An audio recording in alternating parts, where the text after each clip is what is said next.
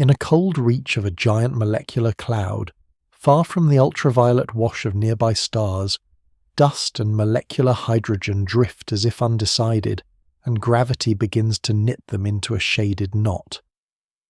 The temperature sits near 10 Kelvin, so low that water, carbon monoxide and methanol settle as thin mantles on dust grains. Collisions are gentle, thermal motion is slow, and yet the mass inside a quiet pocket crosses the threshold where self-gravity quietly outweighs pressure. Astronomers call such a pocket a prostellar core, sometimes approximated by a Bonner-Ebert sphere, a near balance between inward pull and the cushion of external gas, a slight cooling, a passing wave, or a chance convergence along a filament tips the balance inward. Magnetic fields thread the cloud like faint wires. A tiny ionization maintained by cosmic rays lets charged particles cling to the field, while neutral atoms slip through in a slow ambipolar drift, a patient negotiation between gravity and magnetism that can last 1,000,000 years. Turbulence hums through the cloud in wide eddies and narrow shocks, carving long filaments. Material streams along those strands toward denser junctions, and the density rises from a few hundred molecules per cubic centimeter to 1,000,000, one quiet fold at a time. At visual extinctions of 5 magnitudes and beyond, starlight fails to pierce the dust. To the eye it is a dark patch against richer star fields, but radio and submillimeter telescopes hear the cloud through the rotational murmurs of carbon monoxide and the thermal whisper of dust. Herschel once traced these filaments with special clarity and found, to quiet surprise, that many share a characteristic width near 1/10 of a parsec, a curious scale that repeats across different regions and keeps its rationale tucked away. It begins in darkness to make light, another, almost obvious irony, and it grows by falling inward. A third where collapse is the method of construction. Inside the thickening core, the equation of state, the chemistry and the radiation all conspire toward warmth, but the first steps remain nearly isothermal because the dust can radiate away heat. Collapse proceeds quietly until densities push photons toward entrapment. The freefall time here spans on the order of 100,000 years, long on human calendars, brief on galactic ones, and yet nothing appears to change night by night. The star that will blaze is not yet even a spark. The sound speed in 10 Kelvin gas is only about 0.2 of a kilometer per second, and still the inward speed increases from subsonic to supersonic as pressure gradients steepen, so motion gathers in a place famous for stillness, a small irony that cold makes haste. Chemistry keeps a ledger of the chill. Ions such as diazonelium containing deuterium and formylium containing deuterium become more abundant because low temperatures favor the substitution of heavy hydrogen. The ratio between the ortho and paraspin states of molecular hydrogen drifts downward. Carbon monoxide freezes out onto grains, leaving nitrogen-bearing species to trace the densest gas. Dust and gas couple thermally as densities rise, and the grains glow faintly in the millimeter band, their emission just warm enough to edge above the cosmic microwave background. As gravity compacts the center, a scale appears where radiation cannot escape as quickly as compression heats the gas, and a first hydrostatic core forms, a transient opaque sphere only a few astronomical units across, where infall pauses into pressure support. Its temperature lifts to a few hundred Kelvin, its lifetime perhaps 1,000 years in theory, brief and elusive in practice. When molecular hydrogen begins to dissociate, the energy it absorbs removes support, and a second, faster collapse follows, laying down the seed of the protostar. Even now the newborn center remains hidden at optical wavelengths, wrapped in the same material that feeds it. The cloud is a cradle that is also a curtain. Rotation, barely perceptible in the original cloud, becomes relevant as the radius shrinks. For angular momentum is difficult to shed. Magnetic braking and outflows will later redistribute it, but here the hint of a future disk is only a quiet bias in the flow.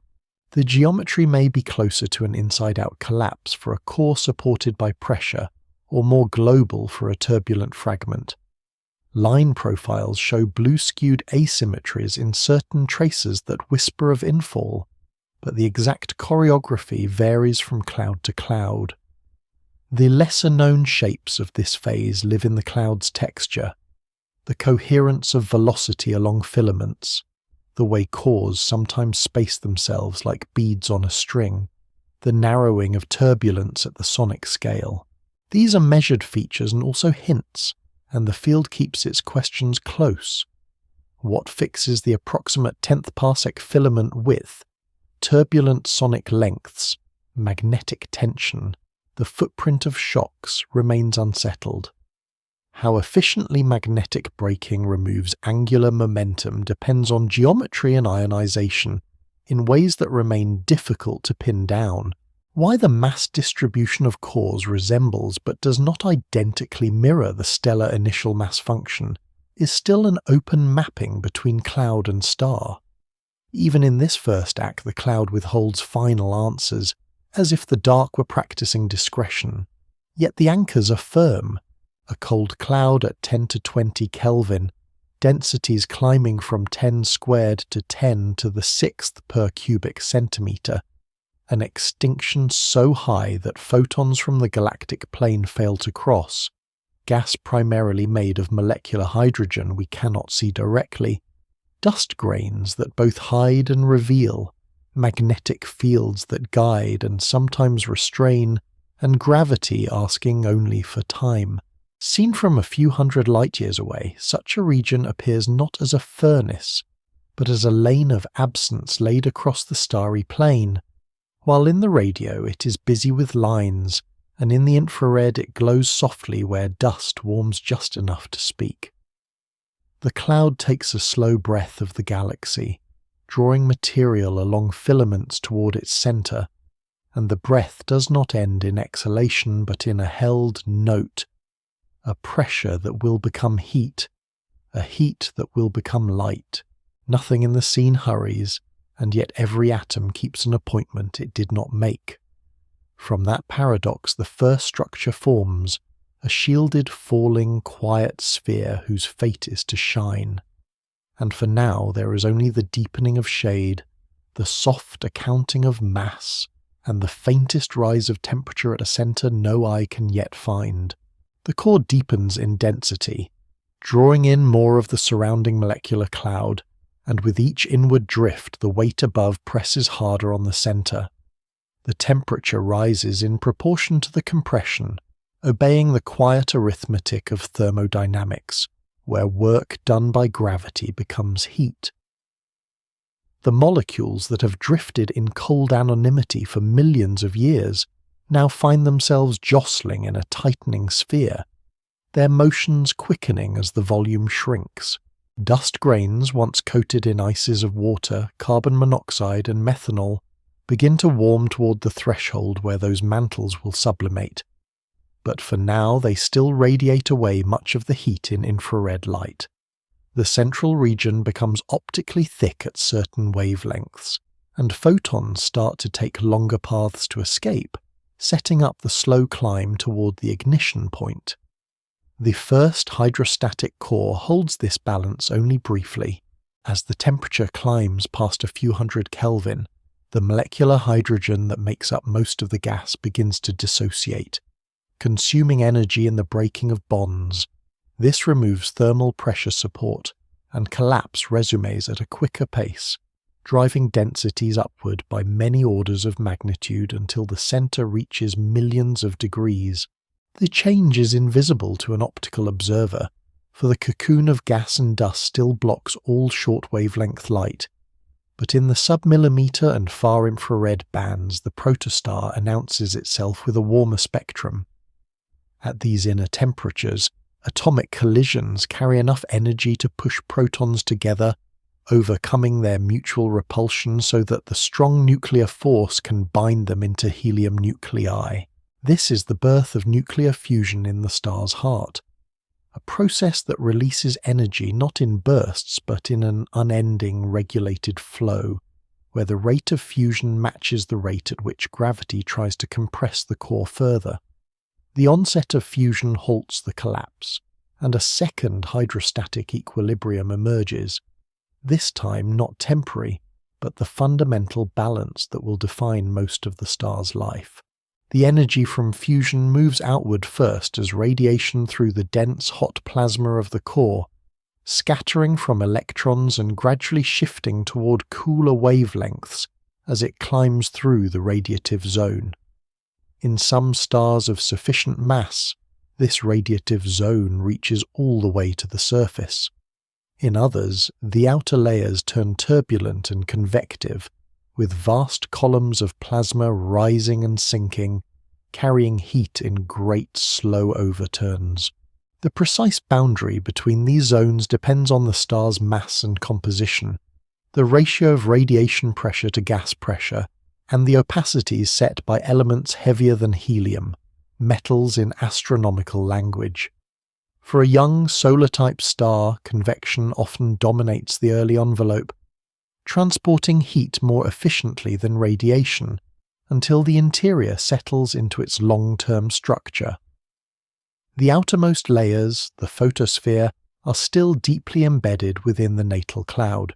Jets and bipolar outflows, collimated streams of plasma launched from the protostar's vicinity along magnetic field lines, bore narrow tunnels through the shroud, venting excess angular momentum and mass. These jets can stretch for light years, visible in shock-excited emission lines where they strike the interstellar medium and they leave a sculpted cavity in the cloud.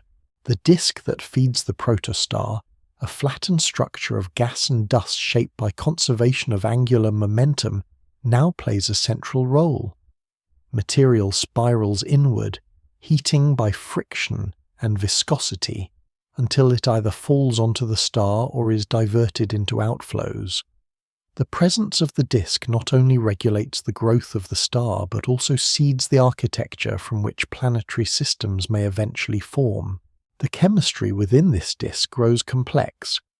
Organic molecules form on dust surfaces, ultraviolet light from the protostar's accretion, hotspots alters molecular bonds, and ices in the cooler outer regions preserve volatile species for later incorporation into comets or planetesimals.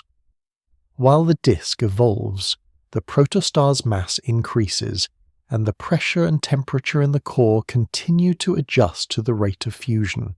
The initial deuterium, heavy hydrogen atoms with one proton and one neutron, burns quickly at relatively low temperatures, offering an early but short-lived energy source that helps to regulate contraction before the full proton-proton fusion cycle dominates. In stars of sufficient mass, the carbon-nitrogen-oxygen cycle contributes to energy production, a catalytic chain where heavier nuclei accelerate hydrogen burning, but in low-mass stars the proton-proton chain remains the primary path. The irony is that while the star now has a working furnace in its heart, its visible light still does not reach open space. Only when the combined work of jets, stellar winds and radiation pressure clears the surrounding cocoon will the star emerge optically. For the moment it is a source hidden in its own debris, with its presence betrayed only by infrared warmth and spectral signatures of the outflows.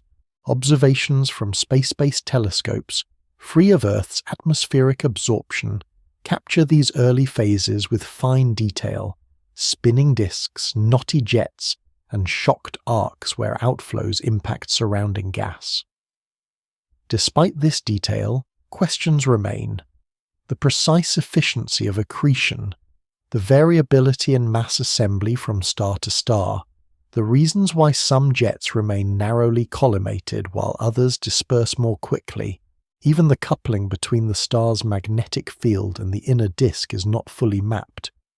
reconnection events and magnetic braking work on scales both vast and intimate, their choreography still partly concealed. For now, the protostar grows in the center of its birth cloud, gradually increasing in mass until accretion slows and the surrounding material is spent or dispersed. Its temperature and pressure stabilize in the regime set by hydrostatic balance, and its luminosity comes to be determined almost entirely by fusion in the core rather than by the release of gravitational potential energy. The journey from diffuse cloud to self-sustaining star is nearly complete, and the object is poised to join the main sequence, a long plateau in its life where changes will be so slow that no generation of observers will see them. Yet in this moment the transition is profound. Gravity has done its work, matter has found a new form, and the star's own light, still muffled, begins to push against the shadows. In the physics of stellar birth there is a certain paradox of beginnings. The ignition point is not a spark but a balance, not an explosive moment but a sustained equilibrium that will hold for billions of years. In that steadiness lies the quiet promise of all that follows: light to warm planets yet unformed, radiation to stir the chemistry of distant clouds, energy to mark its place in the galaxy. The protostar is no longer merely falling inward. It has learned to stand against its own weight, and in this still shrouded state, it waits for the last veils of dust to thin, so that its light, once hidden entirely, will finally leave its home and travel outward into the open dark. The cocoon of dust and gas thins under the combined influence of stellar winds, radiation pressure, and the ceaseless carving of bipolar jets, until the first visible photons slip into space and the star steps quietly onto the main sequence. In this new equilibrium, gravity's inward pull and the outward push of fusion-born radiation match with exquisite precision, and the core's temperature, now in the range of millions of degrees, supports hydrogen fusion at a steady rate. For a star of roughly solar mass, the dominant pathway is the proton-proton chain, where 4 protons are gradually transformed into a helium nucleus, with positrons, neutrinos, and gamma-ray photons carrying away the byproducts of this slow alchemy. The gamma rays, born in the core, scatter from electrons countless times, losing energy and shifting toward longer wavelengths as they diffuse outward through the radiative zone, a journey that may take hundreds of thousands of years before the energy reaches the outer convective layers. In these convective layers, vast columns of plasma rise and sink in cycles that last days or weeks, ferrying heat toward the surface more efficiently than radiation alone. At the photosphere, where the gas becomes transparent to visible light, the energy finally escapes freely, and the star becomes what it will be for the majority of its life, a constant self-sustaining engine of light.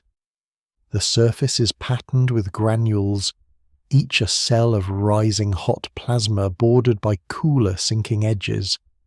These structures are the size of continents, yet last only minutes before dissolving into new forms, their flicker a sharp contrast to the star's overall constancy.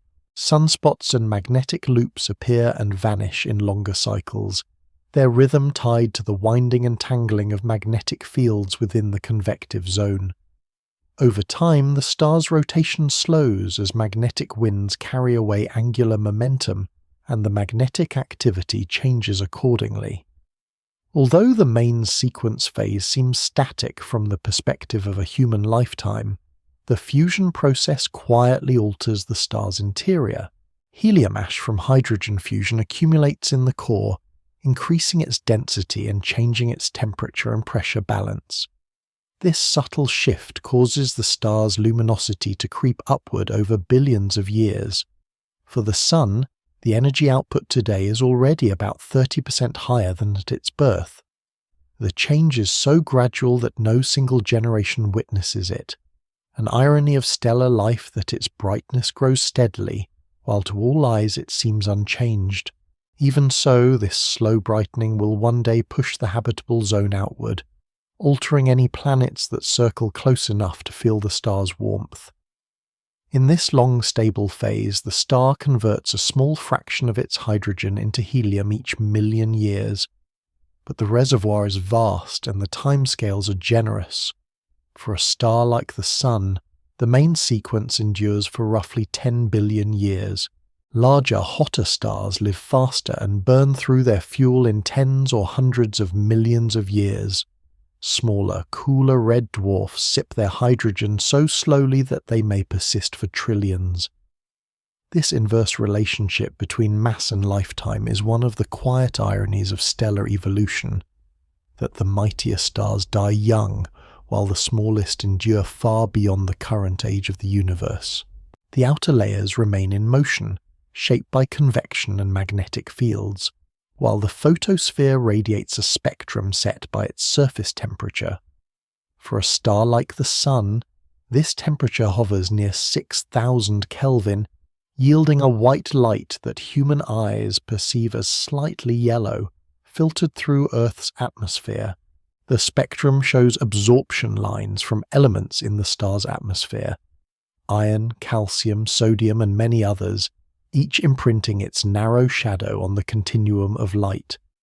These lines reveal the composition, temperature, and even the motion of the star through space. The magnetic activity that shapes the surface also drives flares and coronal mass ejections, phenomena that hurl plasma into space and bathe nearby planets in charged particles. In moderation, such activity seeds planetary atmospheres with energy for chemical reactions. In excess, it can strip those atmospheres away. Still, for most of its main sequence life, the star's output remains within a stable range, and this constancy allows planetary climates, if any exist, to settle into long equilibria.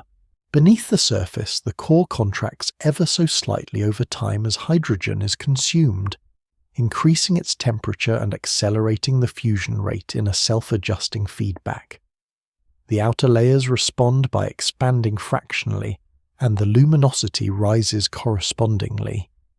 It is a process so slow that even civilizations lasting tens of thousands of years would see only imperceptible drift in their star's brightness. Yet on the grand scale of galactic history, these small increments add up, reshaping planetary environments and preparing the star for its eventual transition out of this calm state. The star moves through the galaxy during this phase, orbiting the galactic center, passing through spiral arms and interstellar clouds, accompanied by any planets or debris it has gathered. The light it emits now is the same light that will travel for hundreds or thousands of years before touching other stars or galaxies, carrying in it the subtle imprint of the fusion in its core. The physics of this balance is not mysterious. Hydrostatic equilibrium and energy transport obey known laws, but the exact paths of internal currents, the detailed cycles of magnetic fields, and the subtleties of convective turbulence remain areas where theory and observation work to meet. Even here, in the star's most stable epoch, mysteries remain. Why some stars of similar mass and composition display markedly different activity cycles, how deep-seated magnetic fields evolve over billions of years, and how variations in rotation influence surface phenomena. Yet these uncertainties do not disturb the overall serenity of the main sequence.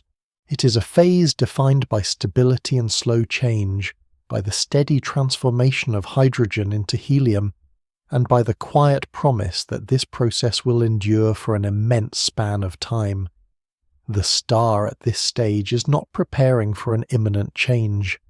It is simply existing at the balance point that nature allows, radiating energy at the exact rate required to counteract gravity.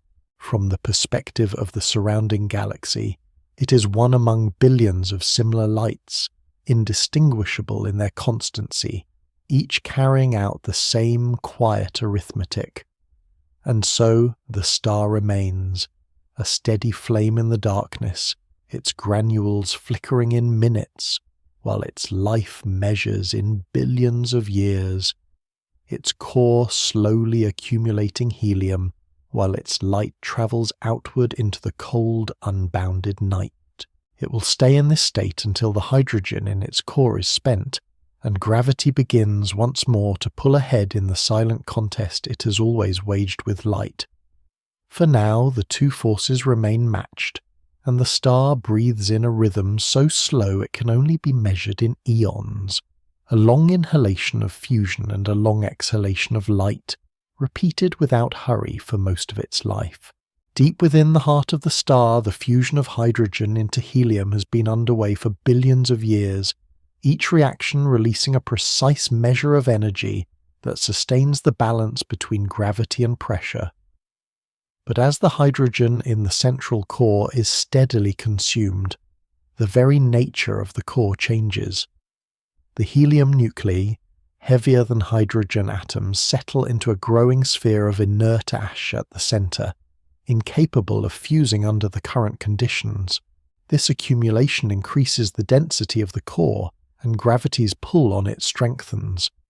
The surrounding hydrogen, in a shell just outside the core, continues to undergo fusion, but without fresh hydrogen in the very center, the star's internal equilibrium subtly shifts. The core begins to contract under its own immense weight, a slow and steady tightening that raises the temperature and pressure even further. This contraction does not go unnoticed by the rest of the star. The hydrogen-burning shell now fuses more rapidly, producing more energy than before, and the outer layers of the star respond by expanding. The surface begins to swell, and the star's radius increases, even though its surface temperature cools slightly, giving it a more reddish hue. The transformation is slow, hundreds of millions of years for a star like the Sun, but in stellar terms this marks the beginning of the end of main sequence life. The irony is that as the core contracts and heats, the outer layers do the opposite, drifting outward into space with an ease that belies the gravitational hold they once felt. The luminosity of the star continues to rise, even as the surface temperature declines, because the vastly enlarged surface area radiates more total energy. The photosphere now emits a spectrum shifted toward the red and orange, though the inner regions of the star burn hotter than ever. In the deepening interior, temperatures creep toward the threshold where helium fusion might begin. But this requires conditions far more extreme than those for hydrogen burning, around 100 million Kelvin. Until that point is reached, the helium core remains inert, supported against collapse not by thermal pressure alone but increasingly by electron degeneracy pressure, a quantum mechanical effect that resists further compression once electrons are packed as closely as nature allows. This is one of the subtler truths of stellar evolution. Quantum physics, which governs the behavior of the smallest particles, steps in to influence the fate of entire stars.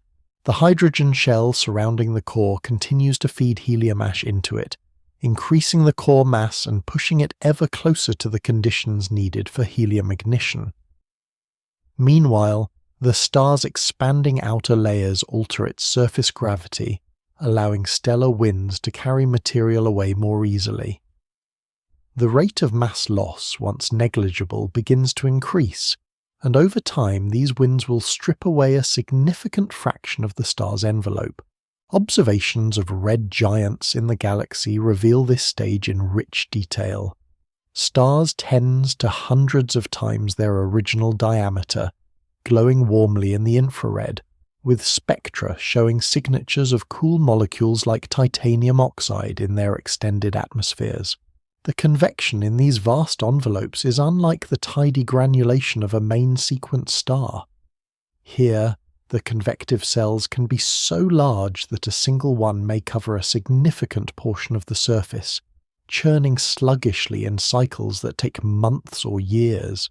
The variability of these outer layers, driven by pulsations and convective motion, can cause the star's brightness to change over timescales easily noticed by human observers, a rare instance where stellar evolution brushes against human timescales.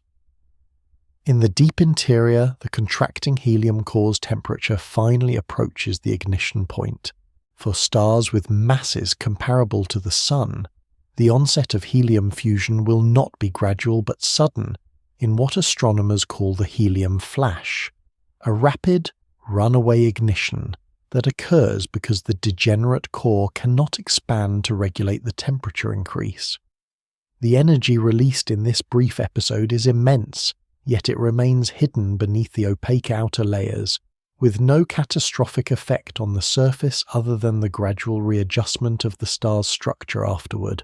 For more massive stars where the core never becomes degenerate before helium ignition, the transition is smoother, and helium burning begins without a flash.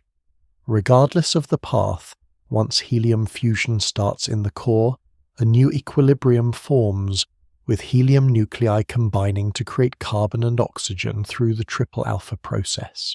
This marks the red giant's second stable burning phase, though it is much shorter lived than the hydrogen burning era, lasting perhaps 100 million years for a solar mass star. The physics here is elegant. 3 helium nuclei, each with 2 protons and 2 neutrons, come together in 2 steps, first forming an unstable beryllium nucleus that must survive long enough for another helium nucleus to collide with it, yielding stable carbon. At higher temperatures, carbon can capture another helium nucleus to form oxygen, enriching the star's core with the elements that will one day be cast into space.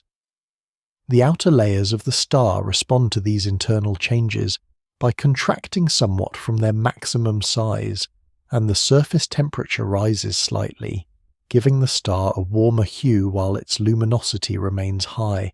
Helium fusion, though more efficient than hydrogen fusion in terms of energy per reaction, consumes its fuel much faster because the conditions required to sustain it are so demanding. Thus, the red giant phase, though visually impressive, is a relatively brief chapter in a star's life. Around the helium-burning core, the hydrogen-burning shell continues to operate, adding more helium to the center and contributing to the eventual build-up of a carbon-oxygen core. The balance between these layers is delicate. Changes in one can influence the other, leading to subtle pulsations and shifts in luminosity over time. The stellar wind continues to strengthen, driven by the increased luminosity and the loosely bound outer layers. Observations of evolved stars in infrared light reveal the dusty shells and arcs formed by this outflow, material enriched with the products of nuclear fusion now returning to the interstellar medium. Here lies another quiet irony of stellar evolution. The processes that bring a star to the end of its life are also the ones that seed the galaxy with the building blocks for future stars, planets, and life. Even as the core becomes a crucible for heavier elements, the atmosphere above it is being cast back into space, carrying carbon, nitrogen, and oxygen atoms that were once locked deep inside. In this way, the life of a single star becomes part of a larger cycle, its own death already a contribution to future beginnings. From the outside, the red giant appears serene, its vast surface glowing gently in the cool light of extended molecular atmospheres. But within, the interplay of fusion shells and a contracting core continues to shape its fate. It is a balance that will not last, for helium too will run out, and when it does, gravity will once again take the lead, driving the star toward its final transformations. For now, though, the red giant holds its place in the sky, its light crossing the gulf of space, a quiet beacon of both aging and renewal, standing in a moment between the long calm of the main sequence and the complex unbinding yet to come. As helium fusion proceeds in the core, the star maintains a temporary equilibrium, burning 3 helium nuclei into carbon through the triple alpha process and, at the higher temperatures near the centre, capturing helium onto carbon to form oxygen. This stage is more luminous than the main sequence but far shorter, lasting only a fraction of the star's total life. In a star like the Sun, the helium-burning core endures for around 100 million years, a brief plateau compared to the billions of years of hydrogen fusion. Surrounding this core is the hydrogen-burning shell, still active and feeding more helium inward. Above both shells stretch the enormous convective layers of the envelope, swollen far beyond the star's original size, with turbulent motions carrying newly synthesized elements from the deep interior toward the surface. This mixing, known as dredge-up, alters the chemical composition of the atmosphere, enriching it with carbon and nitrogen, and sometimes producing spectral signatures of S-process elements formed by slow neutron capture in the helium-burning shell. These changes are subtle in the visible spectrum but obvious in the infrared, where molecules like carbon monoxide, silicon monoxide, and even simple hydrocarbons form in the cool, extended layers. As helium is consumed in the core, the balance once again begins to shift. The fusion reactions slow, gravity starts to gain ground, and the core contracts. In a more massive star, the contraction would raise temperatures enough to ignite carbon fusion, but in a star with mass similar to or less than the Sun, the conditions required for carbon burning, around 600 million Kelvin, are never reached. Instead, the core, now composed largely of carbon and oxygen, becomes degenerate, supported by electron degeneracy pressure in the same way the earlier helium core was before the helium flash. Once the helium in the core is exhausted, fusion continues only in shells, a helium-burning shell immediately surrounding the inert core and a hydrogen-burning shell further out.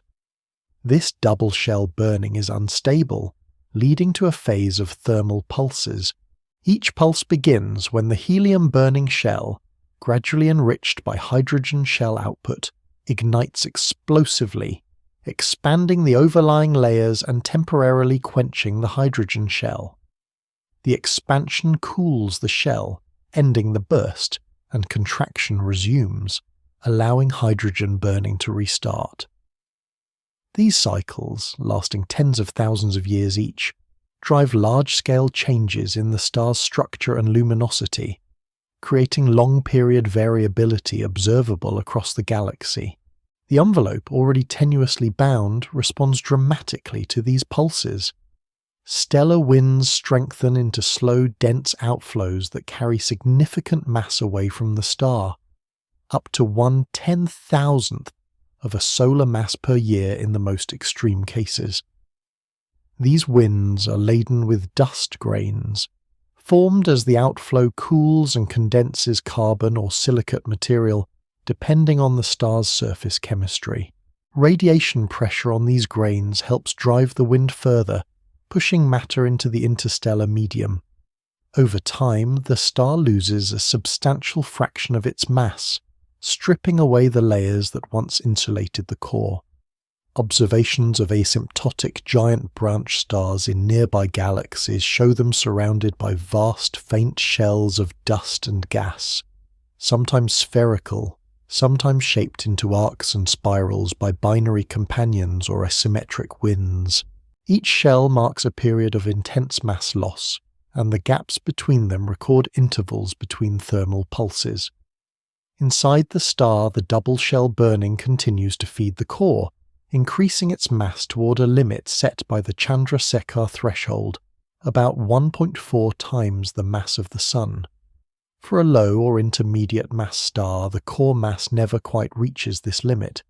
Instead, mass loss through winds removes the envelope before the core can grow that large.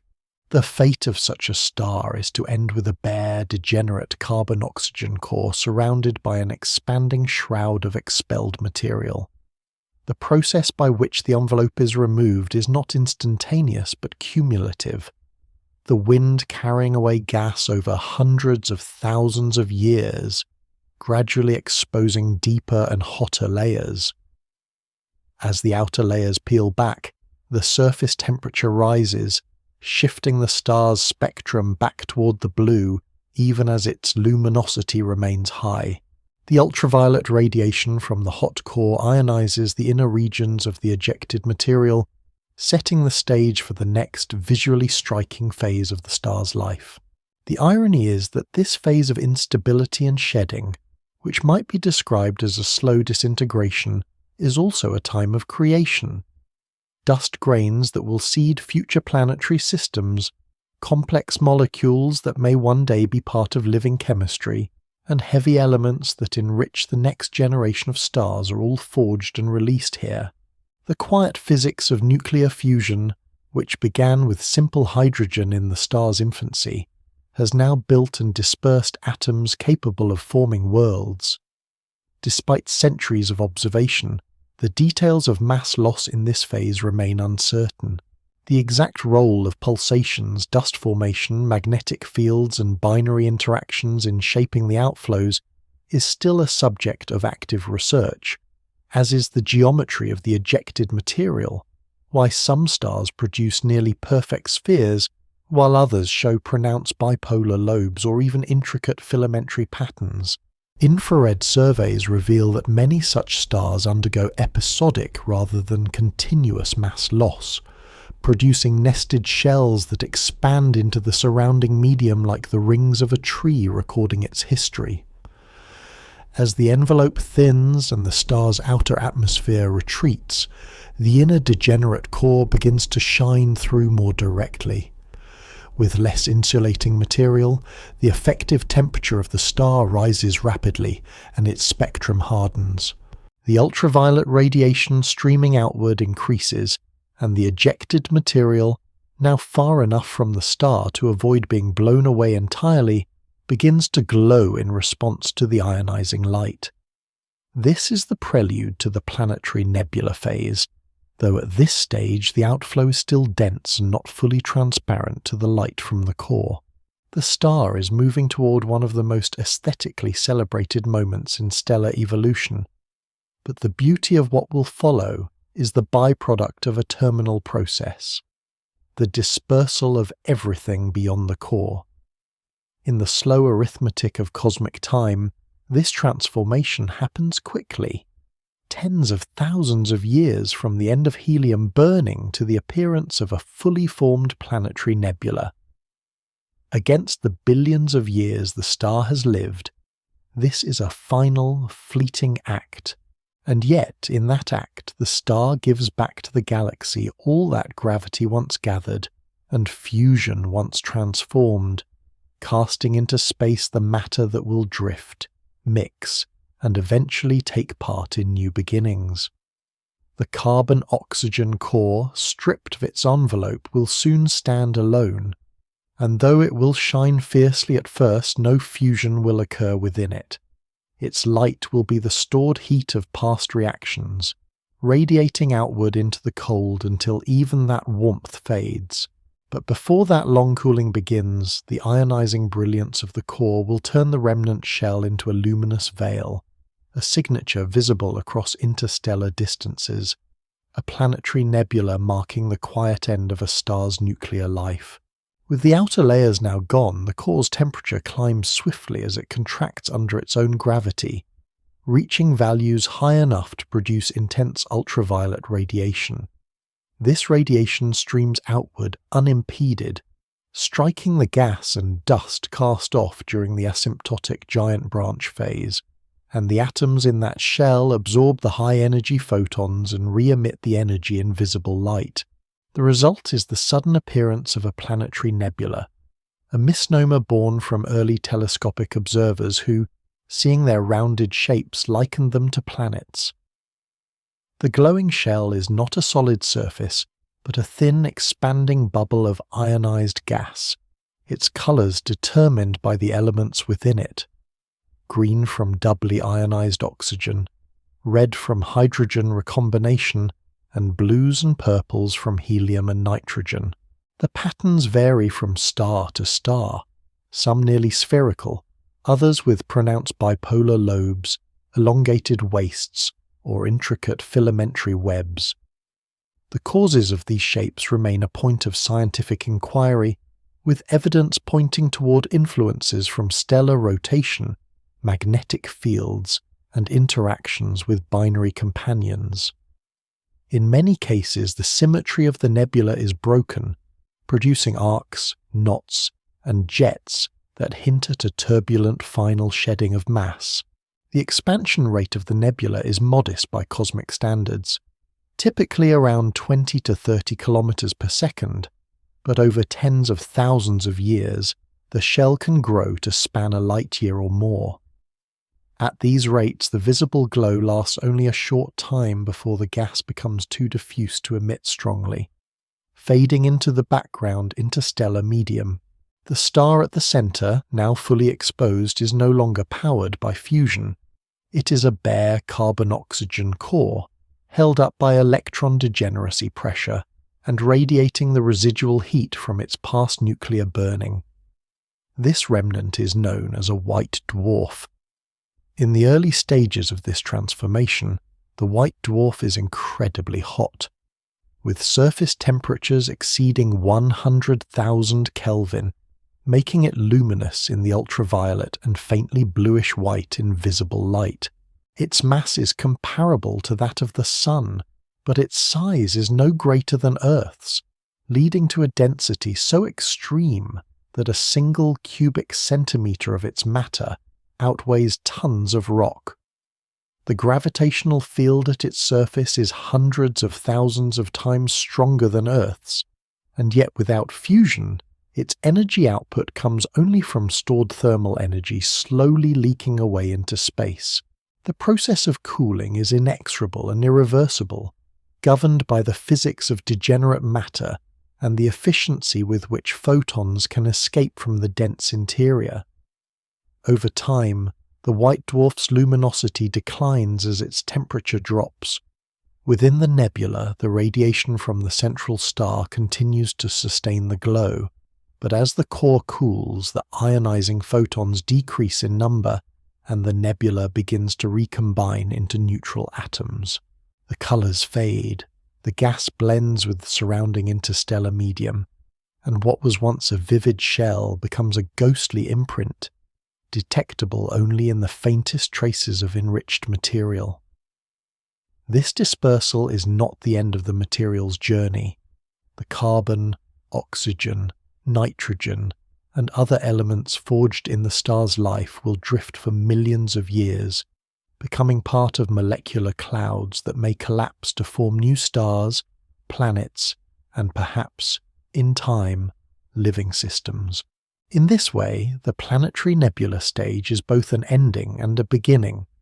Astronomers studying these objects can read in their spectra the history of the star's interior, each emission line a clue to the temperatures, densities, and chemical compositions at the moment of ejection. The diversity of planetary nebula morphologies offers a challenge. Why some stars produce nearly perfect rings, while others are marked by high-velocity polar jets or complex arcs. Observations in radio, infrared, and ultraviolet bands have revealed hidden structures, dense knots resistant to photoevaporation, faint halos from earlier mass loss episodes, and shock fronts where the fast wind from the white dwarf's surface collides with slower-moving material. In binary systems, the shaping can be even more elaborate, with accretion disks around companions launching collimated outflows that carve narrow channels through the expanding gas. While the planetary nebula glows, the white dwarf remains an object of extreme physics. Its matter exists in a state where nuclei are packed in a crystalline lattice, immersed in a sea of degenerate electrons. The absence of fusion means there is no source to replenish the energy radiated away, and the cooling follows a predictable path down the luminosity temperature diagram. Initially, neutrino emission from the dense interior is a significant cooling channel, invisible but efficient. Later, as the temperature drops, photon emission dominates. The timescales for this cooling are vast. After 1 billion years, a typical white dwarf may still have a surface temperature of several thousand Kelvin, glowing faintly red. After many billions more, it will become so cool as to be invisible, a theoretical black dwarf that the universe is not yet old enough to have produced. In this progression lies another quiet irony. The white dwarf, though marking the death of nuclear fusion for the star, will outlast by trillions of years the main sequence phase that most defined its life. During the early planetary nebula stage, the contrast between the bright central white dwarf and the glowing shell is striking, but the balance shifts over time. As the nebula disperses, the white dwarf becomes the sole visible remnant, a point of light moving alone through the galaxy. Its mass and velocity are unchanged by its dramatic loss of envelope, so it continues in its orbit around the galactic center, carrying with it the memory of its origin in a once massive cloud of gas and dust. For the observer, the planetary nebula stage offers a fleeting opportunity to see the star's death made visible on human timescales. For the galaxy, it is a standard chapter in the recycling of matter. The enriched gas from countless such nebulae builds up the heavy element content of the interstellar medium, ensuring that each new generation of stars is born from material more complex than the last. In the grand chemical evolution of the galaxy, planetary nebulae are punctuation marks, each one briefly luminous before merging into the background fabric. As the white dwarf cools and the nebula fades, the energy that once held back gravity, that once shone across light years, becomes a dwindling ember. No nuclear flame will reignite. The pressure of degenerate electrons holds the core in place against collapse, and unless it gains mass from an external source, it will never again reach the conditions for fusion. If left undisturbed, it will cool indefinitely, a process so slow that in the current universe every white dwarf ever formed is still glowing faintly. Eventually its surface will drop below the point of visible light emission, radiating only in infrared, then in radio, then merging with the ambient background radiation of the cosmos.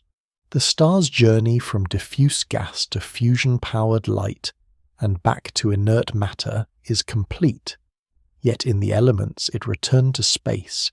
It continues to participate in the unending cycle of creation and destruction that shapes galaxies. In this quiet aftermath, the white dwarf is no longer an actor in that cycle but a witness, drifting through the interstellar dark as time erases the last trace of its once brilliant youth. And so the planetary nebula stage closes, leaving a dense, cooling relic in the vastness, a small, unchanging point whose significance lies not in what it is now, but in all it has already given away. The white dwarf, newly revealed after the dispersal of its planetary nebula, stands in stark contrast to its surroundings. Small, intensely hot, and impossibly dense, yet shrinking in significance against the scale of the galaxy. Its internal structure is unlike any stage before. Atomic nuclei locked in a crystalline lattice, electrons forming a degenerate gas that resists compression, not through heat, but through the Pauli exclusion principle, a quantum rule forbidding identical fermions from sharing the same state. This pressure does not weaken as the white dwarf cools, meaning its size remains nearly constant even as its temperature falls from over 100,000 Kelvin into the tens of thousands. In these early ages, the surface is searingly bright in ultraviolet and soft X-rays, and a thin atmosphere composed almost entirely of hydrogen or helium lies above the carbon-oxygen interior. The atmosphere's composition depends on the final stages of mass loss and on processes like gravitational settling, which causes heavier elements to sink and lighter ones to float.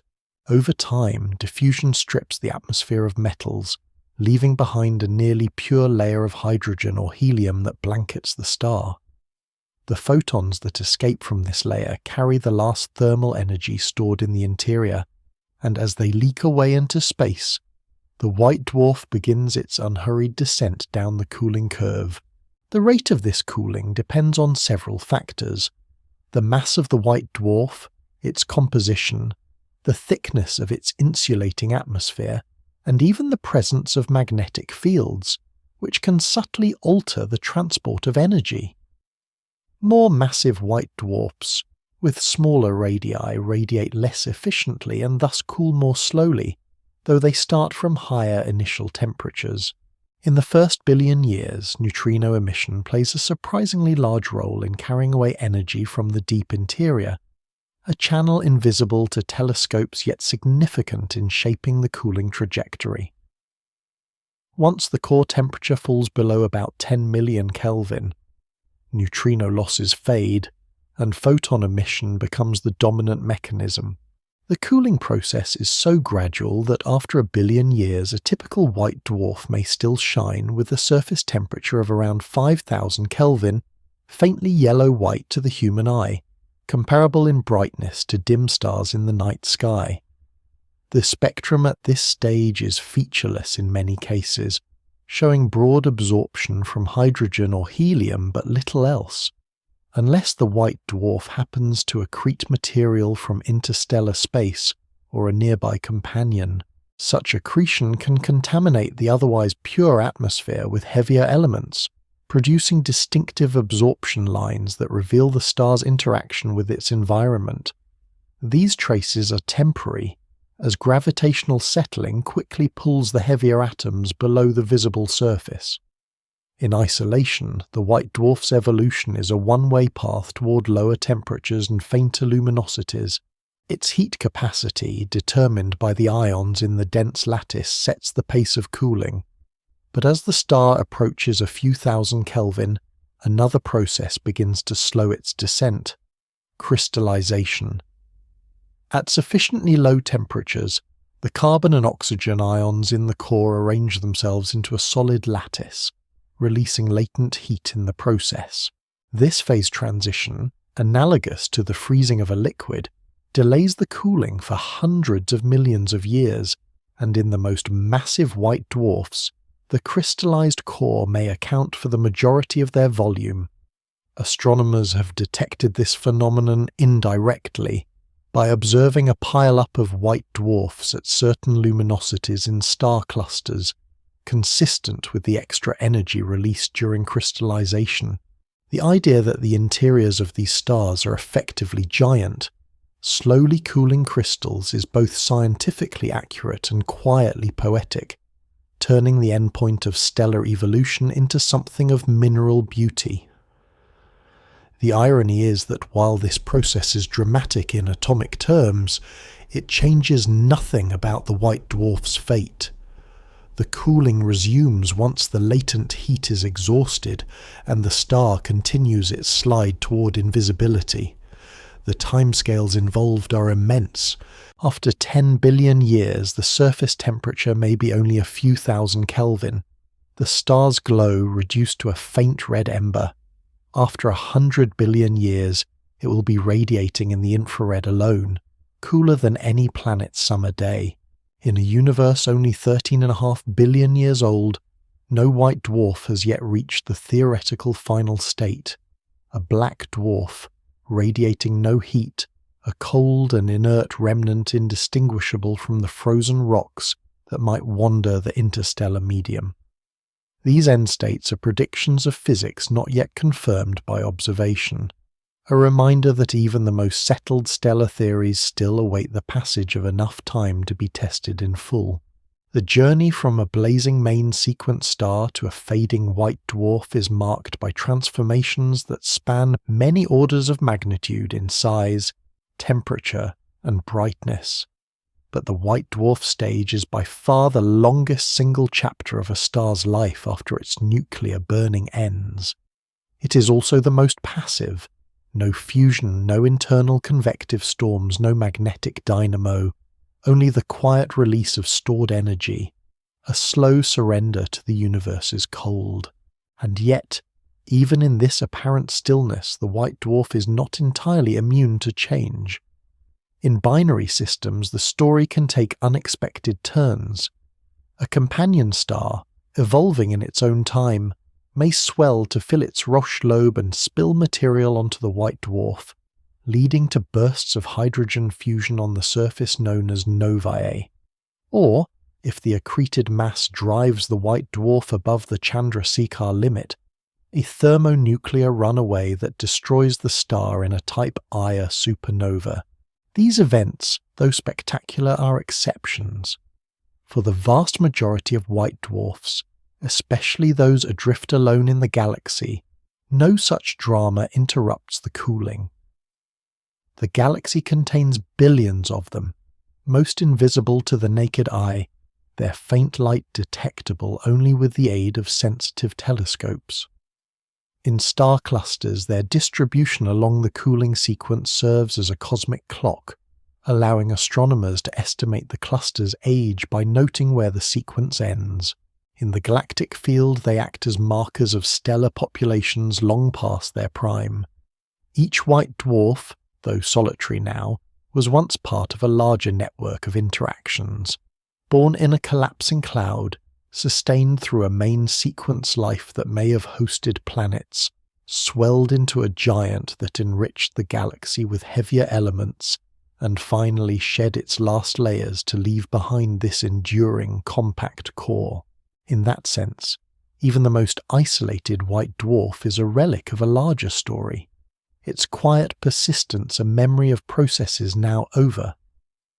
Time will carry it forward, but not toward transformation, only toward cooling, fading, and eventually blending into the ambient temperature of the universe. It will remain bound to the galaxy's gravitational field, orbiting in silence for longer than any current structure in the Milky Way will endure, until the galaxy itself changes beyond recognition. The white dwarf's fate is not tragic, nor triumphant. It is simply the inevitable conclusion of the balance between gravity and pressure, played out over cosmic spans, and so it continues, small, dense, slowly dimming, a fragment of stellar history adrift among the stars, its light weakening imperceptibly from one millennium to the next, carrying within it the silent record of a star's entire lifetime. The white dwarf continues its gradual descent down the cooling curve, its internal energy seeping outward at a pace so slow that entire civilizations could rise and vanish without its temperature dropping enough to notice. The once blinding glare of its exposed surface has softened into a steadier, gentler light, but its density remains as forbidding as ever. Matter compressed to the point where a teaspoonful would outweigh a mountain. At these densities, the nuclei within the crystalline lattice remain fixed in place, vibrating only slightly as thermal energy diminishes, while the degenerate electron gas surrounding them maintains the unyielding structural support. No fusion occurs here, and no fresh energy is generated. The star's luminosity is simply the dwindling afterglow of its long main sequence and red giant lives. The cooling process is shaped by subtle physics. In the first 100 million years, neutrino emission carries a significant fraction of the energy away from the interior, a process invisible to telescopes but efficient enough to dominate early cooling. Once the core temperature falls below a few million Kelvin, photon radiation from the surface becomes the primary means of energy loss. The insulating effect of the thin hydrogen or helium atmosphere slows this process, with hydrogen atmospheres being more transparent at certain wavelengths, and thus radiating heat more readily. This layer is only a few meters deep, yet its properties determine how quickly the white dwarf fades.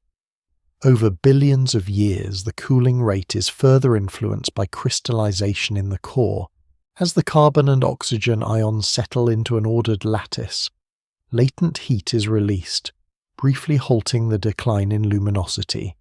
This phase transition creates a plateau in the white dwarf's cooling curve, a pause where its light seems to resist the pull of time.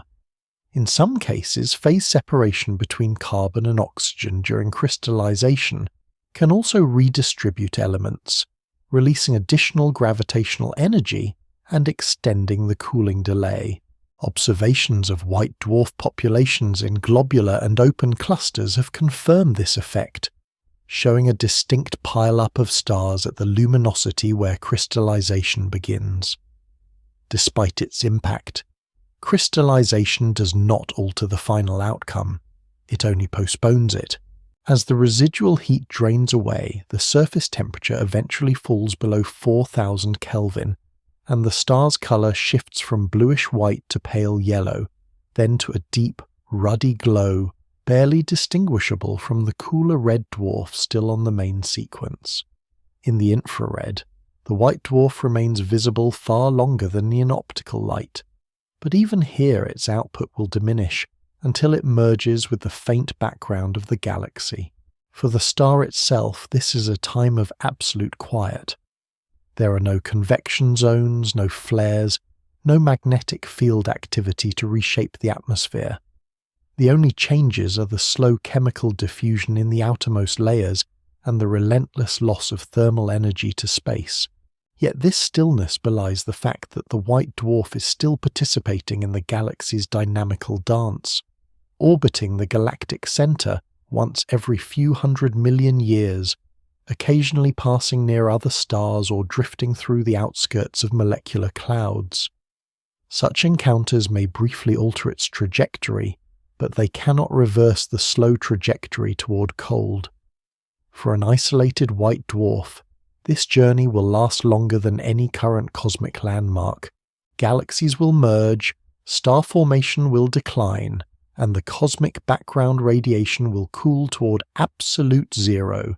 Yet the white dwarf will persist, gradually radiating away the last traces of its internal heat. After tens of billions of years, its surface will be cooler than liquid water, and the faint infrared glow will fade into invisibility.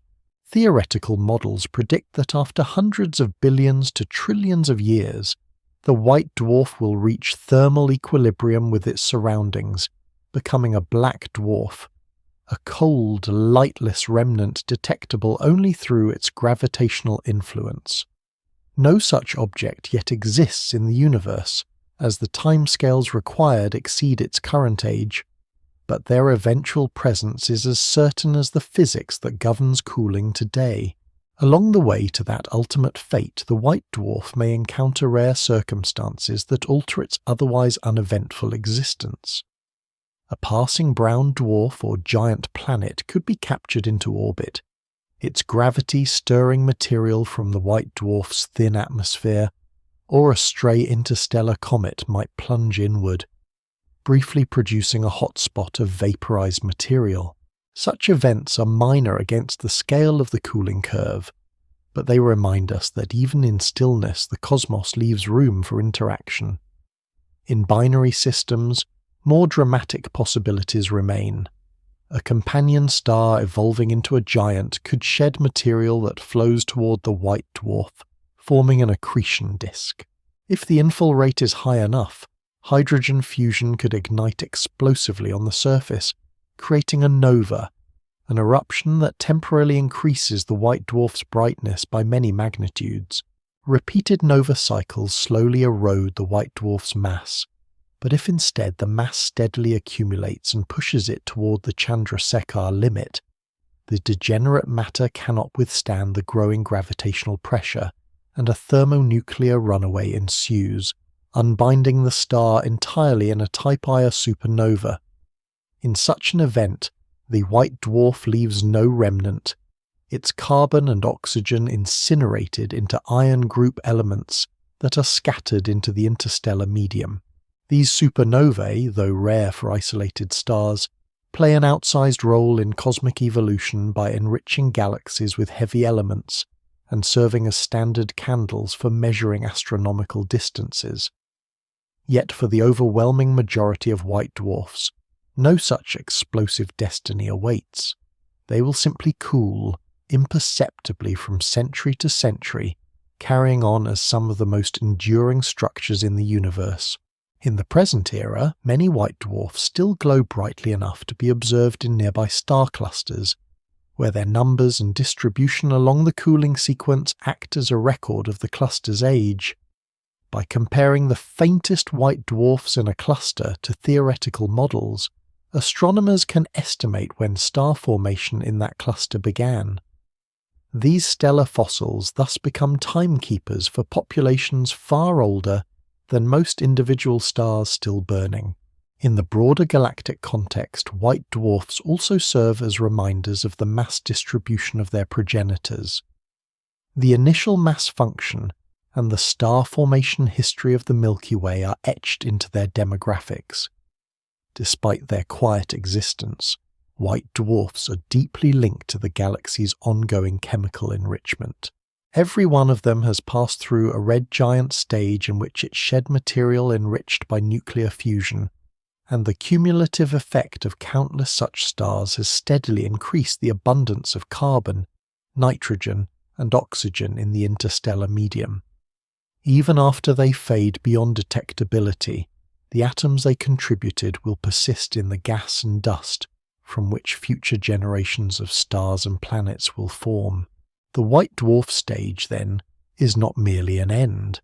It is a pause in the cycle, a long afterglow between the creation of heavy elements and their eventual reincorporation into new stellar systems.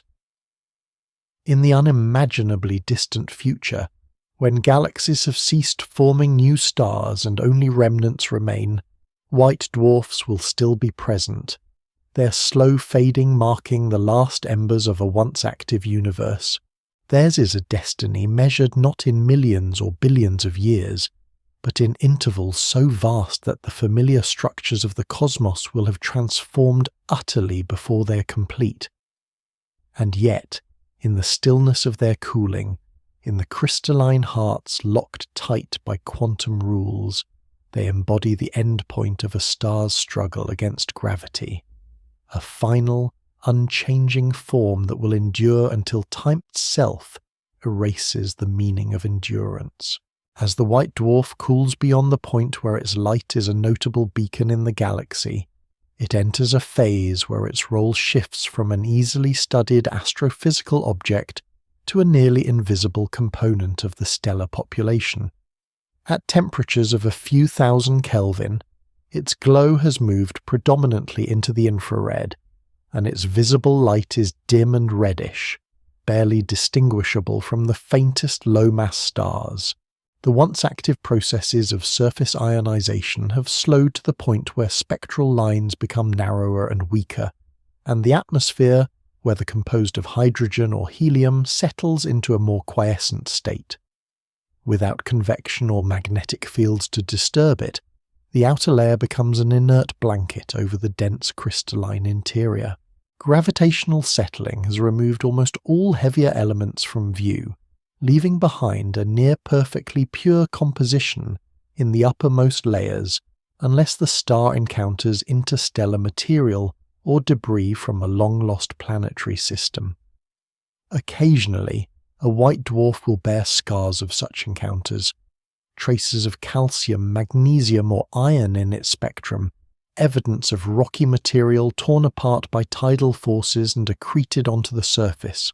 These signs are short-lived, erased by rapid sinking of the heavy atoms beneath the photosphere, but they serve as momentary reminders that even ancient stars can interact with their surroundings.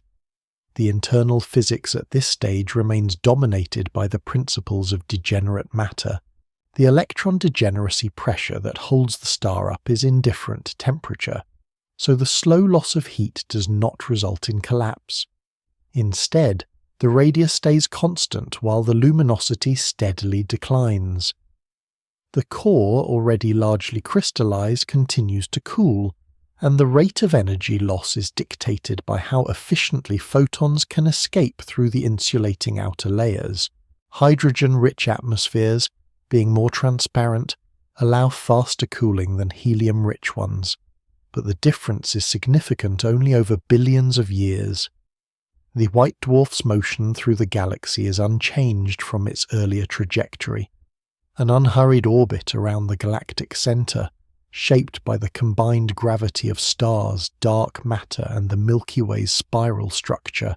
Over time, gravitational interactions with passing stars or giant molecular clouds can alter its path slightly, but nothing short of a close encounter will meaningfully change its speed or direction. In the present epoch, white dwarfs are scattered across the galaxy in great numbers, with many in the solar neighborhood less than a few dozen light-years away. The faintest among them are already more than 10 billion years old, their temperatures low enough that they provide important constraints on the age of the galactic disk. In globular clusters, where all stars formed at nearly the same time, the coolest white dwarfs define a sharp cut-off in the population, offering a way to measure the cluster's age independent of other methods. For these purposes, the white dwarf stage is not merely the end of stellar evolution, but a tool for probing the history of stellar systems. As cooling proceeds, the spectrum shifts further into the infrared, and eventually even those wavelengths will fade. The crystallized core's heat capacity decreases as the temperature drops, leading to more rapid cooling in the final phases. The theoretical endpoint, a black dwarf, would be a star so cold and faint that it emits no detectable radiation. In practice, this stage has not yet occurred anywhere in the universe, because the time required exceeds the age of the cosmos many times over. Estimates suggest that it will take on the order of 10 trillion years for a typical white dwarf to cool completely, by which time the galaxy itself will have undergone profound changes. In that distant future, the Milky Way may have merged with Andromeda and other members of the local group to form a single elliptical galaxy. Star formation will have largely ceased, leaving only remnants, white dwarfs, neutron stars, and black holes, along with the last surviving low-mass red dwarfs. The white dwarfs, cooling invisibly, will become the dominant population of stellar remnants, their slow fading marking the long twilight of the luminous universe. While these predictions are rooted in well-tested physics, they carry uncertainties. The detailed thermal conductivity of the crystalline interior, the influence of possible impurities in the lattice, and the long-term behavior of the thin atmospheric layers all introduce small deviations in cooling models. On human timescales, these differences are negligible, but over trillions of years they may determine whether a white dwarf becomes undetectable slightly sooner or later than expected. For now, the white dwarfs we can observe offer a living record of stellar life cycles, bridging the gap between the brilliant youth of main sequence stars and the silent endurance of galactic fossils. Each one has passed through the same broad phases: collapse from a molecular cloud, ignition of hydrogen fusion, long stability on the main sequence, expansion into a giant, and the shedding of outer layers to reveal the compact core. Yet within that shared outline, each star's history is unique, shaped by its initial mass, composition, environment, and companions. Some white dwarfs bear the chemical traces of carbon-rich atmospheres dredged up during late thermal pulses, while others are helium-core remnants from stars stripped of their envelopes before they could ignite helium fusion. Still others are unusually massive, close to the Chandrasekhar limit, the compressed result of mergers between two smaller white dwarfs in binary systems. The diversity is wide, but the outcome is the same: a compact cooling star that will persist for longer than the galaxy's current structure. In their persistence, white dwarfs hold a quiet irony. They are the remains of stars that once flooded space with light and energy, yet they now represent the most stable and enduring objects in the cosmos. Their cooling is inevitable but so slow that for all practical purposes they are permanent fixtures in the galactic inventory. The hydrogen atoms in their thin skins will survive intact for unimaginable spans, and the carbon and oxygen crystals in their cores will remain undisturbed unless some catastrophic encounter intervenes. In the absence of such events, the white dwarf will continue its orbit through the galaxy, a faint ember surrounded by the memory of a much brighter past. It will pass silently through regions where star formation still flickers, drift along the edges of ancient globular clusters, and cross interstellar voids where only the thinnest gas and dust remain. Each encounter will leave it unchanged, for there is little left to alter in a body so compact and inert. The star's story is nearly finished in every sense but duration. What remains is the slowest of conclusions, stretched across a timeline that dwarfs the rise and fall of galaxies, and though its light will one day vanish entirely, the elements it forged in its earlier phases have already escaped to become part of other worlds. The white dwarf's own matter may never again take part in such cycles, but its legacy in the galaxy is secure. In this stage there is no spectacle, no violent transformation, only the steady, relentless fading of a stellar ember, carrying with it the memory of fusion's fire long after the rest of its kind has burned away. As the white dwarf continues to cool through the slow millennia, its place in the galaxy becomes increasingly subtle, its light slipping further into the infrared, then into wavelengths no human eye could ever detect. The surface temperature, once hot enough to ionize an entire planetary nebula, falls below 3000 Kelvin, and the glow that remains is a deep, dim red more akin to the warmth of cooling iron than to the bright fire of its main sequence youth. The radiative output at this stage is modest, a quiet exhalation of heat stored in the crystalline carbon-oxygen interior. This crystalline structure now extends through almost the entire mass of the star, each ion locked in a lattice by the still powerful grip of electron degeneracy pressure. The heat within escapes only gradually, diffusing outward through the dense layers until it reaches the thin, insulating skin of hydrogen or helium. From there, photons take their last step into the void, their energy forever lost to the expanding emptiness between the stars. The physics of this long fade is deceptively simple. No new energy is produced, so the star's luminosity depends solely on the rate at which its internal thermal reservoir is depleted. In practice, however, the microscopic details of the interior matter, its composition, impurities, and crystalline arrangement, can slightly alter the rate of heat transport, subtly stretching or shortening the white dwarf's life as a visible object. Hydrogen-rich atmospheres tend to be more transparent, allowing faster cooling, while helium atmospheres act as better insulators, slowing the decline. The cooling rate also depends on mass. A more massive white dwarf, being smaller and more compact, has less surface area relative to its stored energy, and cools more slowly, though its starting temperature is higher.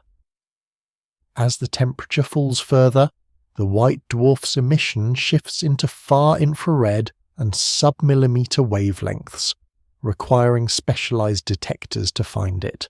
At this stage, any planets or debris that might remain bound to the star are frozen and inert, illuminated only faintly by the remnant's residual heat.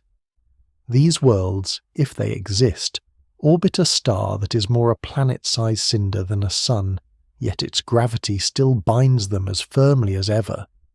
The surrounding space is empty of the planetary nebula's luminous gas.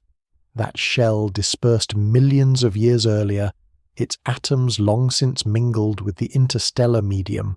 In its place, the white dwarf now travels alone, a solitary ember in the galaxy's stellar halo or disk, depending on its origin. Occasionally, chance will bring it close enough to another star to slightly alter its orbit, but such encounters are rare, and for the most part it will circle the galactic center in isolation, completing an orbit every few 100 million years. The galaxy's shape will change around it, spiral arms will wind and dissolve, star formation will wax and wane, But the white dwarf will remain indifferent to these changes. Its own evolution is set by an internal clock far slower than the shifting structures of galactic dynamics. On timescales of tens of billions of years, its cooling will reach a point where even infrared emission becomes faint against the background of the Milky Way. By then, the Sun's descendants, if any survive, will be ancient as well, and the great cycles of stellar birth and death will have slowed. As the supply of cold molecular gas dwindles, fewer new stars will form, and white dwarfs will gradually become the most numerous stellar objects in the galaxy. In the more distant future, hundreds of billions to trillions of years from now, no bright, fusion-powered stars will remain, and the galaxy will be a collection of stellar remnants. White dwarfs, neutron stars, black holes, and the last dimmest red dwarf still burning their meagre reserves. In that far era, the white dwarfs will have cooled so much that their surfaces may be only tens of Kelvin above absolute zero. At such temperatures, their radiation will be at millimeter or centimeter wavelengths, indistinguishable from the faint afterglow of the universe itself. These theoretical black dwarfs, while inevitable under current physics, are purely hypothetical today. The universe is simply too young for any star to have cooled to this state. Yet the path toward them is unavoidable for any white dwarf left alone to fade. By then the galaxy's transformations will have been vast. Gravitational interactions will have scattered many stars into intergalactic space. The Milky Way will have merged with its neighbours into a giant elliptical, and the night sky, if such a concept still applies, will be far emptier than today's. The white dwarfs that remain will be the slowest burning embers of all stellar history, holding the final store of thermal energy from the age of starlight. If one were to observe such a remnant in that future, the view would reveal no dynamic surface, no activity, only the unchanging face of a cold, degenerate sphere. The memory of its past, its time as a bright main sequence star, its swelling into a giant, the shedding of its outer layers, will live on only in the atoms it gave back to space long ago. Those atoms, now scattered, may already have passed through other stars or planets, or drift still in the interstellar medium, awaiting the chance to form something new in a future epoch. There is a quiet irony in this final stage. The white dwarf itself may remain physically intact for trillions of years, but the material it once ejected has likely already found new roles in the galaxy's chemistry, contributing to processes and structures it will never again be part of. This disconnection between the remnant and its legacy reflects the fundamental nature of stellar evolution. Once a star's active life ends, its influence becomes indirect, mediated through the matter and energy it has already released. For all its stillness, the white dwarf is thus part of a much larger story, one that continues long after its own chapter has closed. Even at this late stage, the remnant can still, in rare cases, be drawn back into astrophysical drama. A close pass by a compact object, another white dwarf, a neutron star or a black hole, could strip away part of its atmosphere or even disrupt it entirely, scattering its material once more into the interstellar medium. More dramatically, if it were in a binary system and accreted enough mass from a companion to exceed the Chandrasekhar limit, it could reignite in catastrophic fashion, ending not in a cold fade but in the blinding flash of a Type-Ia supernova. Yet such outcomes are vanishingly rare for white dwarfs in the deep future. Most will follow the slow, uneventful path toward black dwarf status. And so, the cooling continues, generation after generation, long past the lifespan of the galaxies as we know them. It is a process measured not in billions but in trillions of years, a pace that reduces even the largest cosmic events to passing moments. For the white dwarf there is nothing to resist, no process to reverse the trend, only the inevitable surrender of its last stored heat to the indifferent dark. In this way, the star's story, once full of light and motion, becomes a study in patience, a long, almost immeasurable drift toward perfect stillness. When the end comes, it will not be marked by any event or transition, but by the absence of any detectable trace.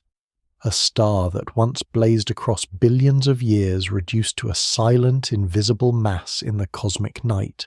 In the deep future, the white dwarf's light has faded so far that even the most advanced instruments of any surviving civilization would struggle to detect it against the faint background glow of the universe. Its surface temperature has dropped into the low hundreds of Kelvin, comparable to a cold winter's night on Earth, and the radiation it emits is now in the far infrared and microwave bands. Its once thin atmosphere of hydrogen or helium is nearly inert, with no significant convection or ionization to stir it, and its crystalline carbon-oxygen core has reached a state of near-complete thermal equilibrium with the surrounding space. The object is now, for all practical purposes, a black dwarf, although in this current age of the universe no true black dwarf exists.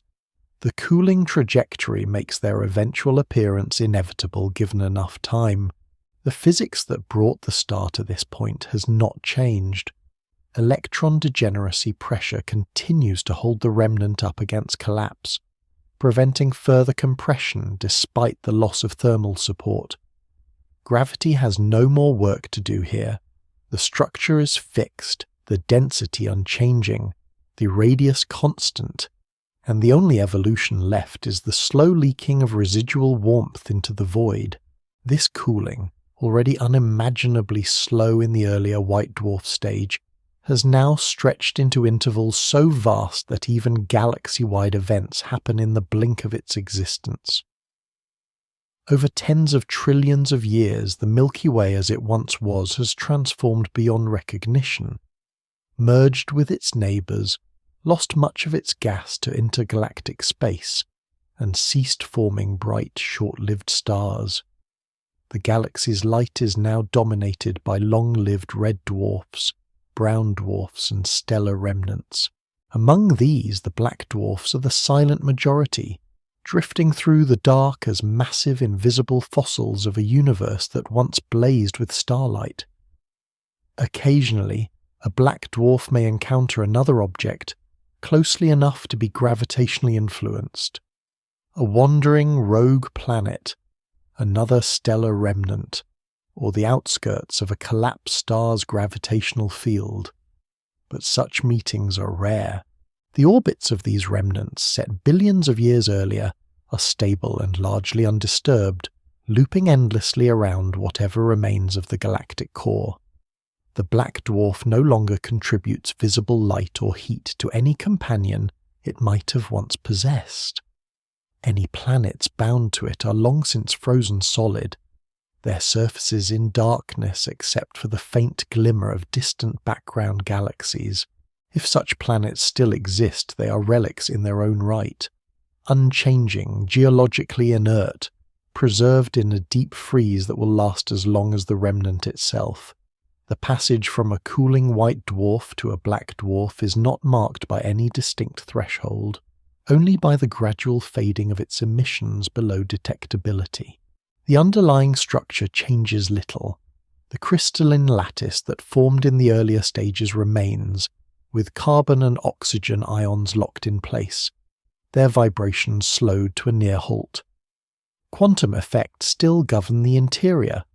The Pauli exclusion principle prevents the electrons from being compressed further, maintaining a density millions of times that of rock. The energy stored in this degenerate matter is almost entirely gravitational binding energy, but with no mechanism to release it, the star simply endures. The concept of time at this scale becomes abstract. In the lifespan of a black dwarf, even the decay of protons, if it occurs as some theories suggest, would be significant. If protons are unstable, Their decay over a timescale of around 1034 years would eventually dismantle the very atoms of the black dwarf, causing it to evaporate into a haze of subatomic particles. If protons are stable, the remnant could persist for timescales so long they stretch beyond the projected lifespan of the universe's large-scale structure, surviving until the heat death when all temperature gradients vanish. These possibilities belong to a realm far beyond observation, yet they are natural extensions of the physics that governs matter today. In the context of cosmic history, the black dwarf is an artifact, a final state in the sequence of stellar evolution that began with the gravitational collapse of a molecular cloud billions or trillions of years earlier. Every stage that came before, main sequence stability, red giant expansion, planetary nebula formation, the white dwarf cooling, was a process of transformation and release, turning the star's mass and energy into light, heavy elements, and kinetic motion that shaped its surroundings. The black dwarf stage is different. It is not about transformation, but about persistence. A form so stable that it changes only through the near imperceptible drift toward perfect thermal balance with the universe. In its silence, there is also a strange continuity.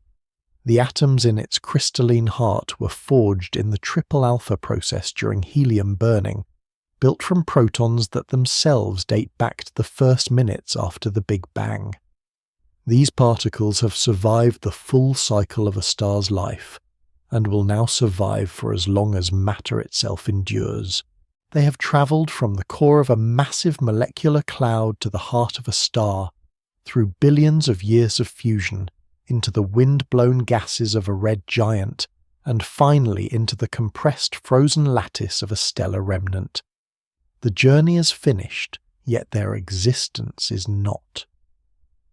From a galactic perspective, black dwarfs will eventually outnumber all other stellar objects, filling the galaxy with dark, cold masses bound together by gravity alone. In a universe without new star formation, they will be the default stellar landscape, no longer points of light but invisible anchors of matter. Their gravitational fields will still deflect passing objects, bend light in faint gravitational lensing arcs, and contribute to the mass distribution of their host galaxy. Even without light, their presence will be felt indirectly in the motions of surrounding bodies.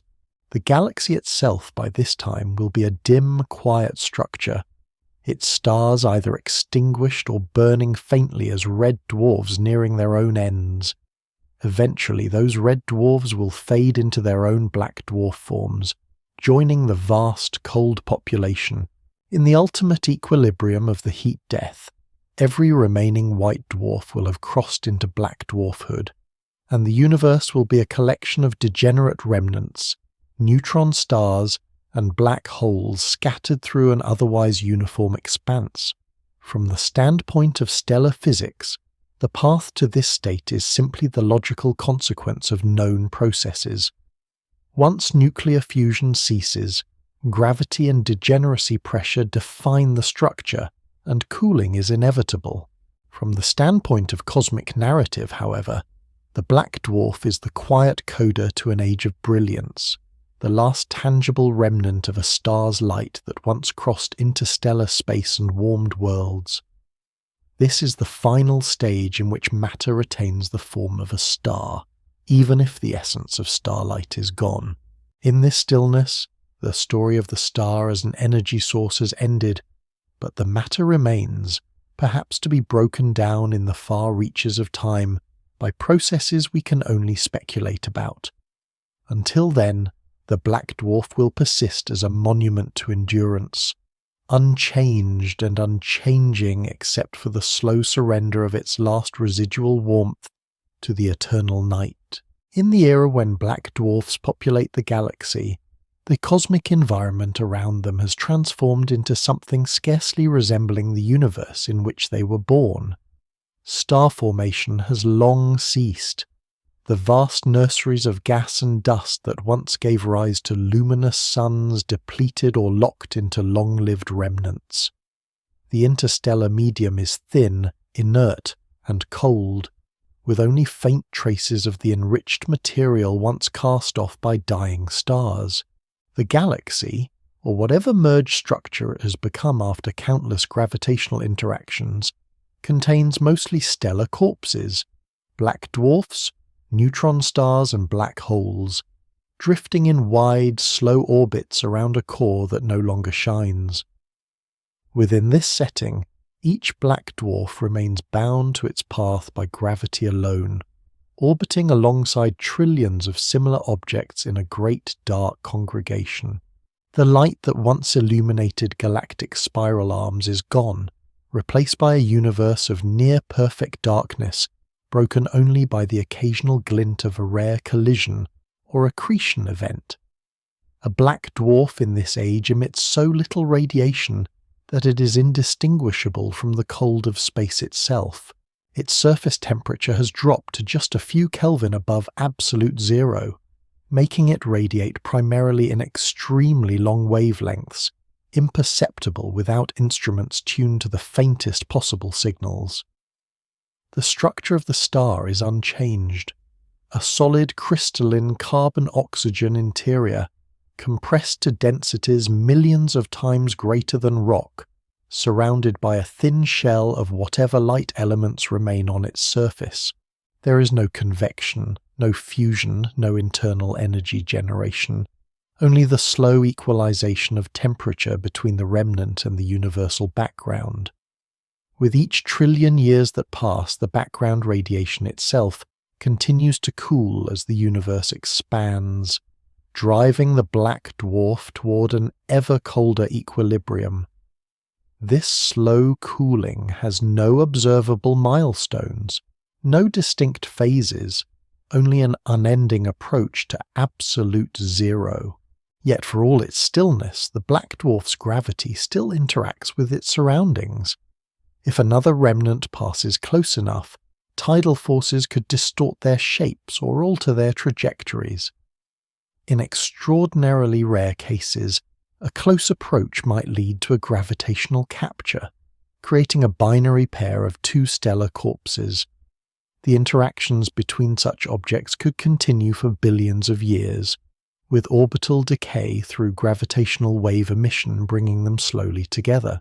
If their combined mass exceeds the Chandrasekhar limit, the collision could trigger one final blaze, a thermonuclear explosion releasing the stored potential energy of the degenerate matter in a flash, visible across what remains of the universe. Such events will be vanishingly uncommon in the deep future, but they are the only way a black dwarf might briefly return to visibility. In the overwhelming majority of cases, no such encounter occurs, and the remnant will remain unchanged until the very fabric of matter itself begins to fail. Here, the limits of our understanding come sharply into view. If protons are unstable, as some theories of particle physics predict, their decay will eventually dismantle the atoms making up the black dwarf. Over a span of roughly 1034 to 1040 years, depending on the decay rate, the remnant will gradually lose mass as its protons and neutrons decay into lighter particles. The crystalline structure will crumble at the atomic level, and the object will evaporate into a cloud of radiation and subatomic debris, leaving behind no trace of its original form. If, however, protons are stable, then black dwarfs could persist for far longer, up to 10-100 years or beyond, outlasting even the evaporation of black holes via Hawking radiation. In such a scenario, these remnants would be among the last coherent structures in a universe approaching heat death. In this unimaginably distant future, galaxies will have dissipated, stars will be gone, and all matter will be isolated in dark, silent dispersal. The black dwarfs will drift alone, their gravitational influence weaker than the cosmic emptiness surrounding them, their motion defined only by the remnants of the expansion of the universe. On scales like these, human notions of time lose their meaning. The billions of years that separate the birth of a star from its white dwarf stage, once considered immense, are here only the brief prelude to a much longer stillness. The lifetime of a black dwarf is not merely long, it is effectively eternal when measured against the active lifespan of the cosmos. Every such remnant is a monument to a star's capacity for endurance after its luminous phase has ended. In them lies the compressed record of a stellar life, the mass a star gathered from its natal cloud, the fusion reactions that built its elements, the turbulent phases of expansion and mass loss, and the final collapse into degeneracy. All of it is locked within a body no larger than a planet, yet hundreds of thousands of times more massive, frozen in place until either fundamental particles decay or the universe reaches a state of perfect thermal uniformity. By this stage, any trace of the planetary systems that may once have orbited these stars is long erased. If planets survive the red giant phase, they have long since frozen solid, their orbits perhaps altered by gravitational encounters over eons. Moons, asteroids, and comets would have fallen silent and inert, their surfaces untouched except by the slow accumulation of micrometeorite impacts. Nothing in this realm is active. No geological activity, no atmosphere, no light. Only the unchanging pull of gravity binding dead worlds to dead suns. The legacy of these systems is carried instead in the elements they return to space during their active phases. Atoms that may have been part of living organisms or rocky crusts billions of years before this dark era began. Though the black dwarf is no longer a participant in such cycles, its earlier contributions remain embedded in the chemical history of the cosmos. In the final perspective, black dwarfs represent the terminal identity of the majority of stars that have ever lived. Low and intermediate mass stars, those that avoided the fate of supernovae, will all eventually end as these cold remnants. Their vast population ensures that, in the heat-death universe, they will form the dominant matter distribution, their orbits and interactions defining the last gravitational architecture of a cosmos emptied of heat flow. When the last white dwarfs cool into black dwarfs, the age of starlight will be over, and the universe will have entered a time with no natural sources of illumination, only the faint hiss of background radiation fading toward nothing. In this way, the story that began with the collapse of hydrogen clouds under gravity concludes not with an explosion or a violent collapse, but with the quiet settling of matter into its most stable form, a final surrender to stillness. The black dwarf endures, carrying in its silent, darkened mass the memory of a cosmos that once blazed. In the long ages when black dwarfs dominate the massive galaxies, the familiar structures of the cosmos have become ghostly echoes of their former selves. The luminous spiral arms, once alive with star formation, are gone, their outlines erased by the dispersal of interstellar gas. The great clusters of stars have dissolved, their members flung into new orbits or cast into intergalactic space by slow gravitational encounters. The galaxy itself, perhaps long merged with its neighbours, drifts as a dim, diffuse system held together only by the mutual attraction of its remaining matter, almost all of it cold and inert. In this subdued realm, black dwarfs are not rare or exotic. They are the rule. Every one of them was once a star that lit its surroundings, perhaps warmed planets, and helped shape the chemistry of its neighbourhood. Now they are locked in a state of extreme stability, their carbon-oxygen interiors fixed by electron degeneracy pressure and cooled to match the temperature of the universe around them. The radiative glow that once revealed their presence has diminished to the faintest whisper, buried in wavelengths so long that they blend seamlessly with the cosmic microwave background. In such conditions, detecting a black dwarf directly is effectively impossible. They have become gravitational objects only, influencing their surroundings through mass alone. Their orbits around the galactic center are slow and enduring, each circuit taking hundreds of millions of years, but with no reference points of light. Even the concept of an orbit loses its practical meaning in a universe without starlight. Only their gravitational perturbations on other remnants or drifting debris betray their existence, and even those effects are faint against the vast emptiness. While most black dwarfs will spend the remainder of cosmic history in undisturbed solitude, a fraction will eventually experience encounters that break their isolation. In binary systems where two white dwarfs cool together into black dwarfs, gravitational wave emission will cause their orbits to decay, bringing them closer over trillions upon trillions of years. The final merger, though unimaginably distant in time, could be a last flicker of brightness in a dark universe.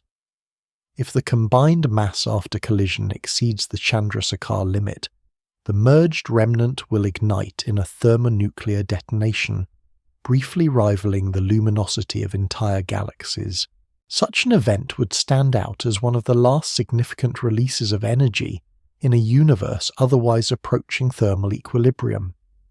Outside these rare occurrences, black dwarfs will remain essentially inert, their role limited to shaping the gravitational landscape.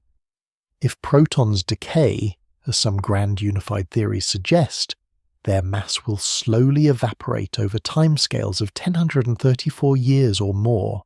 This decay, if it happens, will be invisible on human or even galactic timescales, a steady trickle of energy and particles erasing the last coherent forms of matter.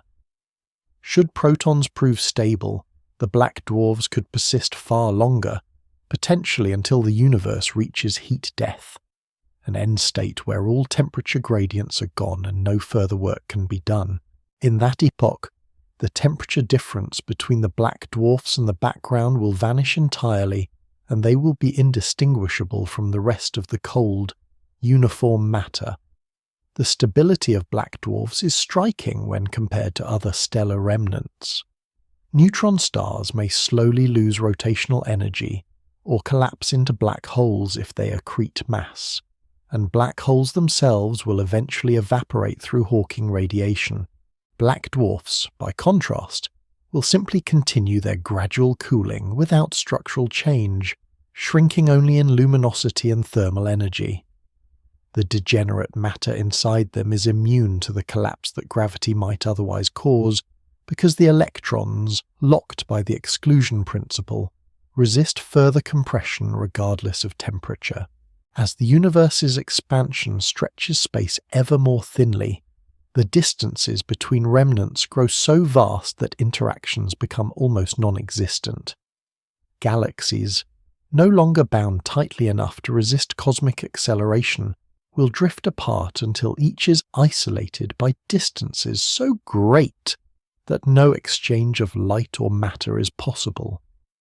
In this far future isolation, the black dwarfs will remain, dark beads scattered across an incomprehensible void.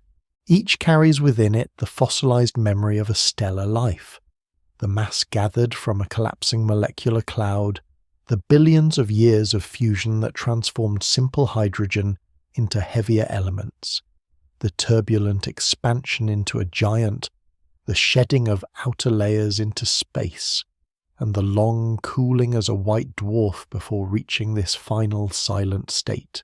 The matter inside them is not inert in the sense of chemical composition. It is still made of nuclei and electrons, but it is inert in every functional sense. Without fusion, without significant heat, without light, they are the endpoint of stellar physics for the vast majority of stars the universe has known. In thinking of their persistence, one must shift from imagining time in billions of years to envisioning spans so immense they defy analogy. Civilizations, if any exist in this distant future, would live and vanish in time frames shorter than the fluctuations of the black dwarf's surface temperature. Whole galactic collisions, which in our age take hundreds of millions of years, would occur in the blink of the black dwarf's existence. The remnant's durability renders all familiar cosmic events fleeting. Even in this unchanging state, the black dwarf remains part of the universe's mass-energy budget, subtly influencing the shape of gravitational wells and the trajectories of smaller bodies. In the absence of light, its gravitational pull becomes its sole signature, the only clue to its continued presence in a darkening cosmos. Should the far future bring a new kind of physical process, perhaps one unknown to present-day physics, that could alter or destabilize degenerate matter, then black dwarfs might one day dissolve into simpler particles or transform into new exotic states. But in the framework of current understanding, their fate is simply to endure until the universe itself reaches a state where endurance has no further meaning. They are in this sense the most faithful witnesses of the cosmos's long history, present from near its birth and lasting until its final, quiet end. For now, in the time when stars still burn and galaxies still shine, black dwarfs are theoretical. None yet exists. Every white dwarf in the universe is still cooling, still radiating. But in the great ledger of stellar evolution, their appearance is guaranteed. They are already implicit in the existence of white dwarfs, their outlines written into the physics of cooling curves and thermal conduction. They are the natural, inevitable conclusion for the majority of stars, just as neutron stars and black holes are for their more massive cousins. One day, long after the last hydrogen has fused in the last red dwarf, the sky will belong entirely to these silent, invisible remnants, and in their silence, they will carry the final chapter of the story that began with the first light in the universe, a chapter written in crystal and gravity, played out over timescales so vast that even the stars themselves will seem like brief sparks in comparison. In the farthest reaches of cosmic time, black dwarfs drift through a universe that has long since passed its age of light. The great cycles of stellar birth and death have ended, the once rich reservoirs of interstellar gas and dust, exhausted or locked away in compact remnants. The galaxies that once shone as vast collections of bright stars have faded into sparse configurations of stellar corpses, black dwarfs, neutron stars and black holes, bound loosely by gravity but dim beyond any unaided detection. The intergalactic void has grown wider, stretched by the accelerating expansion of the universe, until even the nearest neighbouring remnants lie at distances so great that no signal, no matter how faint, can cross between them in the lifetime of the objects themselves. The black dwarf's existence in this era is defined entirely by endurance. It emits no visible light, its surface temperature having fallen so close to absolute zero that the energy it radiates is indistinguishable from the background itself. The crystalline carbon-oxygen lattice of its interior is locked in a structure unchanged for trillions of years, each nucleus held in place by the immutable balance between gravitational compression and electron degeneracy pressure. It no longer changes in size, shape, or composition, its mass fixed unless altered by some extraordinarily rare encounter, its density constant at millions of grams per cubic centimetre. The cooling curve that once traced its decline in brightness has flattened into a near horizontal line, the rate of heat loss reduced to almost nothing as the temperature gradient between star and space vanishes. In such deep time, encounters of significance are nearly non-existent, but gravity does not forget. Two black dwarfs that were once part of a binary system will, over unimaginable stretches of time, spiral slowly toward each other through the emission of gravitational waves. The energy carried away in these ripples is so minute that the process takes longer than the current age of the universe by many orders of magnitude. Yet eventually, In the most extreme of futures, they will meet. If their combined mass exceeds the Chandrasekhar limit, the merger will ignite a thermonuclear explosion, a type Ia supernova blazing briefly against the dark, perhaps one of the last luminous events the cosmos will ever see. But such a flash is the rarest exception. The rule for black dwarfs is solitude. The universe around them continues to evolve, even as their own form remains frozen in time.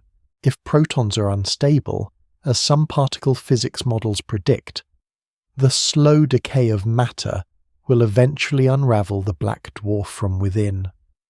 Over timescales of 1034 to 1040 years, the protons in its nuclei will transform into lighter particles, erasing the degenerate structure atom by atom. The remnant will gradually lose mass, its crystalline lattice disintegrating until nothing remains but a diffuse cloud of subatomic debris. Should protons be stable, however, the black dwarf's persistence will extend to durations beyond several hundred years, outliving black holes after their evaporation via Hawking radiation, becoming one of the final macroscopic objects in a heat-death universe.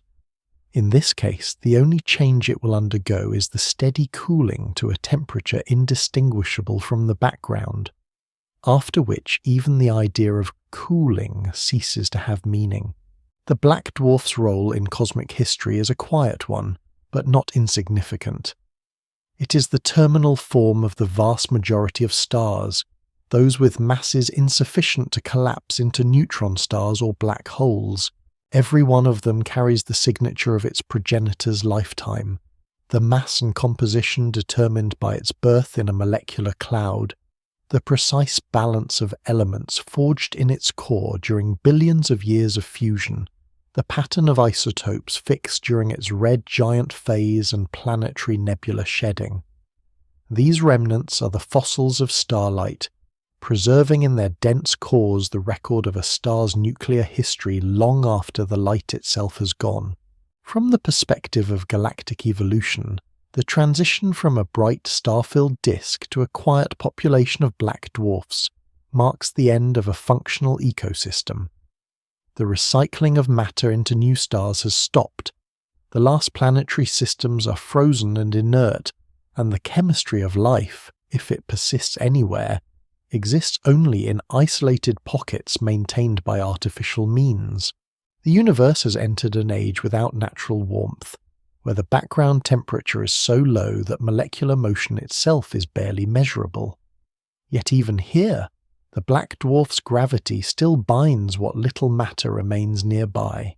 Any surviving planets, asteroids, or captured debris will continue to orbit indefinitely, their paths undisturbed except by the slow, tidal effects of passing objects or the imperceptible influence of the universe's expansion on the largest scales.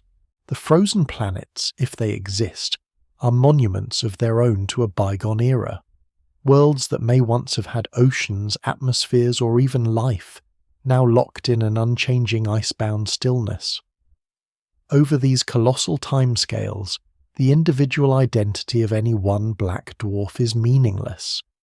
But as a population, they define the universe's structure.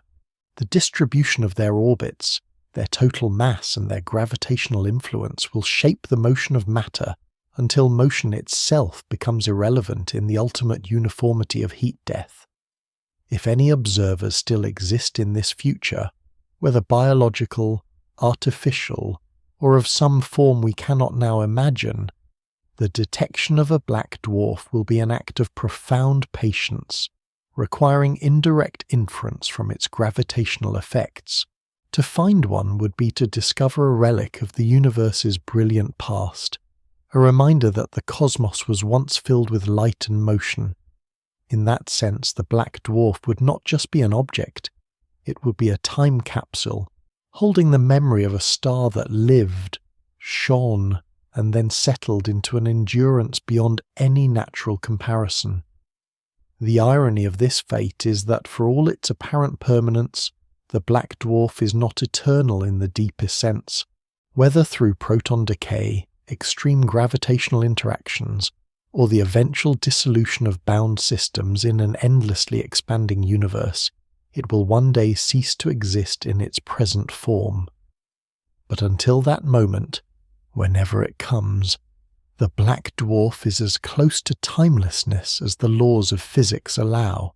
It is a conclusion written not in fire as with a supernova, but in stone, or rather in a crystal of carbon and oxygen that has resisted change for longer than the span of all stellar generations combined.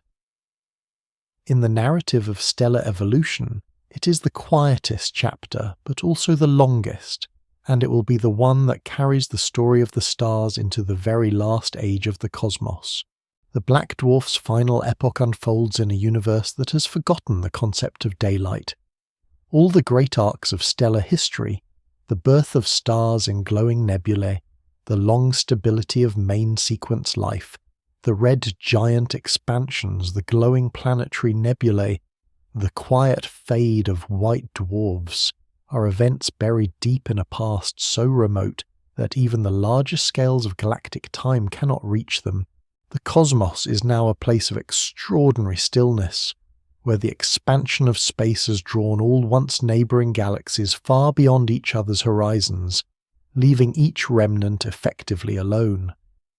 The black dwarf moves through this isolation with neither haste nor pause, its path an unbroken orbit around what remains of its galactic core, or, if the galaxy has dissolved entirely, a slow drift along the curvature of space-time shaped by all the mass still bound to it.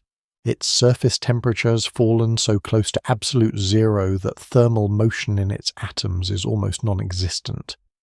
The crystalline carbon-oxygen lattice of its core, already fully solidified for eons, is inert, each nucleus locked in place under a density of millions of grams per cubic centimetre, with the surrounding electron degeneracy pressure holding the structure against further compression. There are no currents, no storms, no magnetic fields, only a deep, silent stability.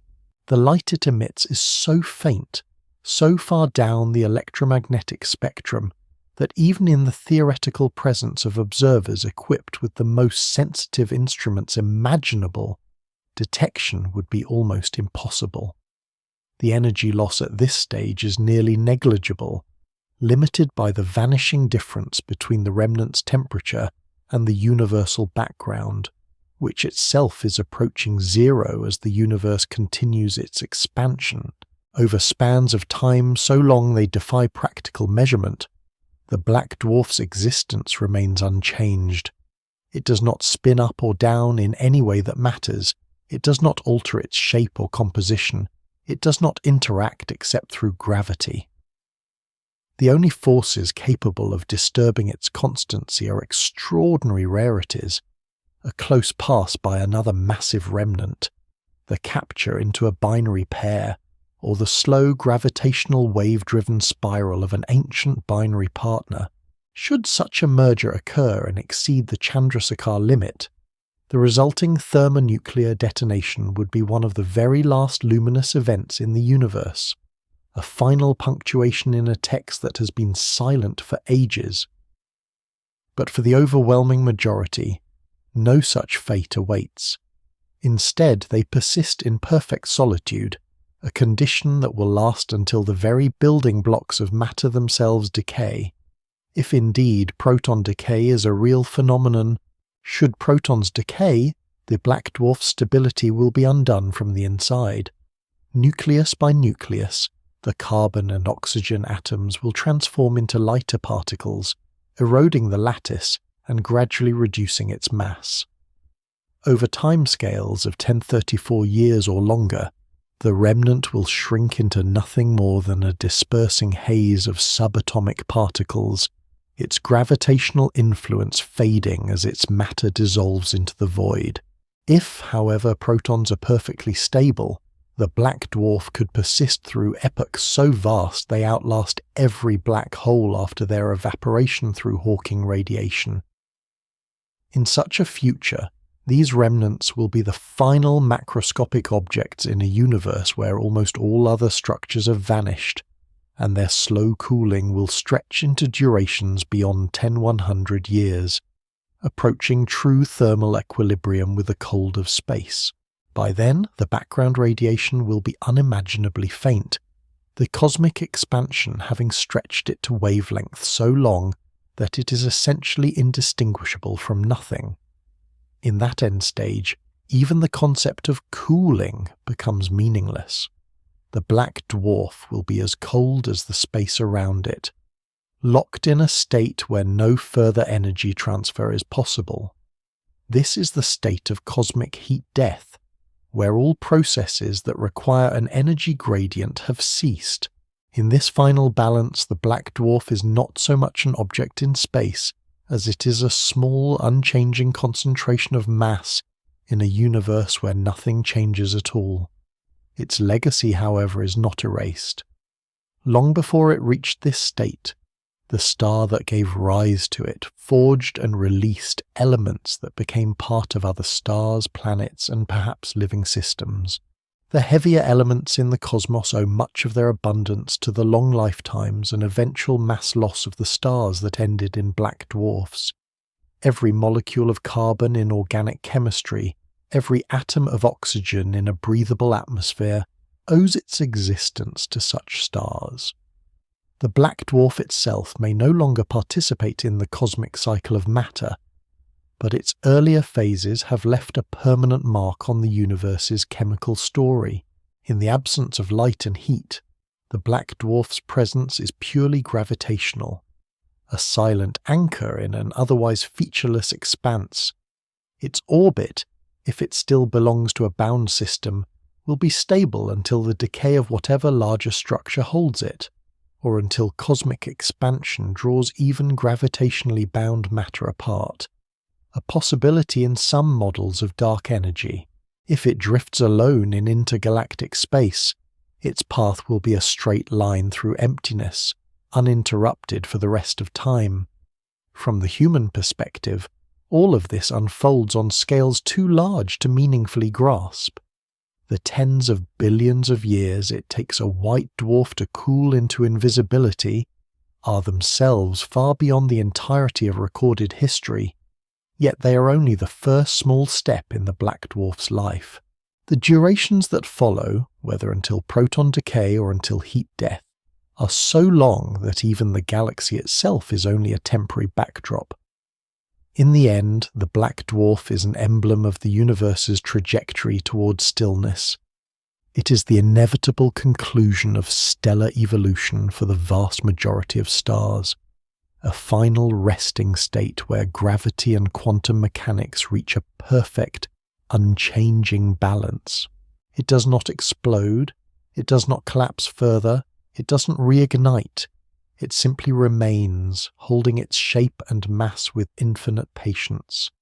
If the universe has any witnesses left in those last ages, the black dwarf will be one of the few remaining records of the era of stars. Its silence will speak of a time when the cosmos was filled with light, when galaxies swirled with blue giants and red dwarfs, when planets orbited suns and life, perhaps looked up at skies bright with constellations. All of that will be gone, but the black dwarf will endure as a quiet monument to it. And when even that monument vanishes, whether through the decay of matter or the final dissolution of space itself, the chapter will close not with a violent end, but with a slow and complete fading into the infinite dark. In that last moment, the story of the star is over, but its elements, its energy, and the space it once shaped will have long since flowed into the greater, silent whole of the universe, a universe that began with fire and ends in perfect quiet. Now the story slows until movement itself is only a memory. The black dwarf drifts in a universe without urgency, its path through space unchanged for ages beyond counting. There is no rising or setting of light here, no warmth spilling outward, no trace of the fire that once filled its heart.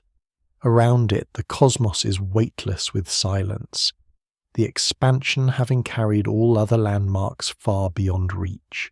The last photons it releases are long, faint waves, dissolving into the background until even they can no longer be told apart from the cold that surrounds them. Inside, the lattice of carbon and oxygen remains locked, each particle fixed in place as though time has stopped.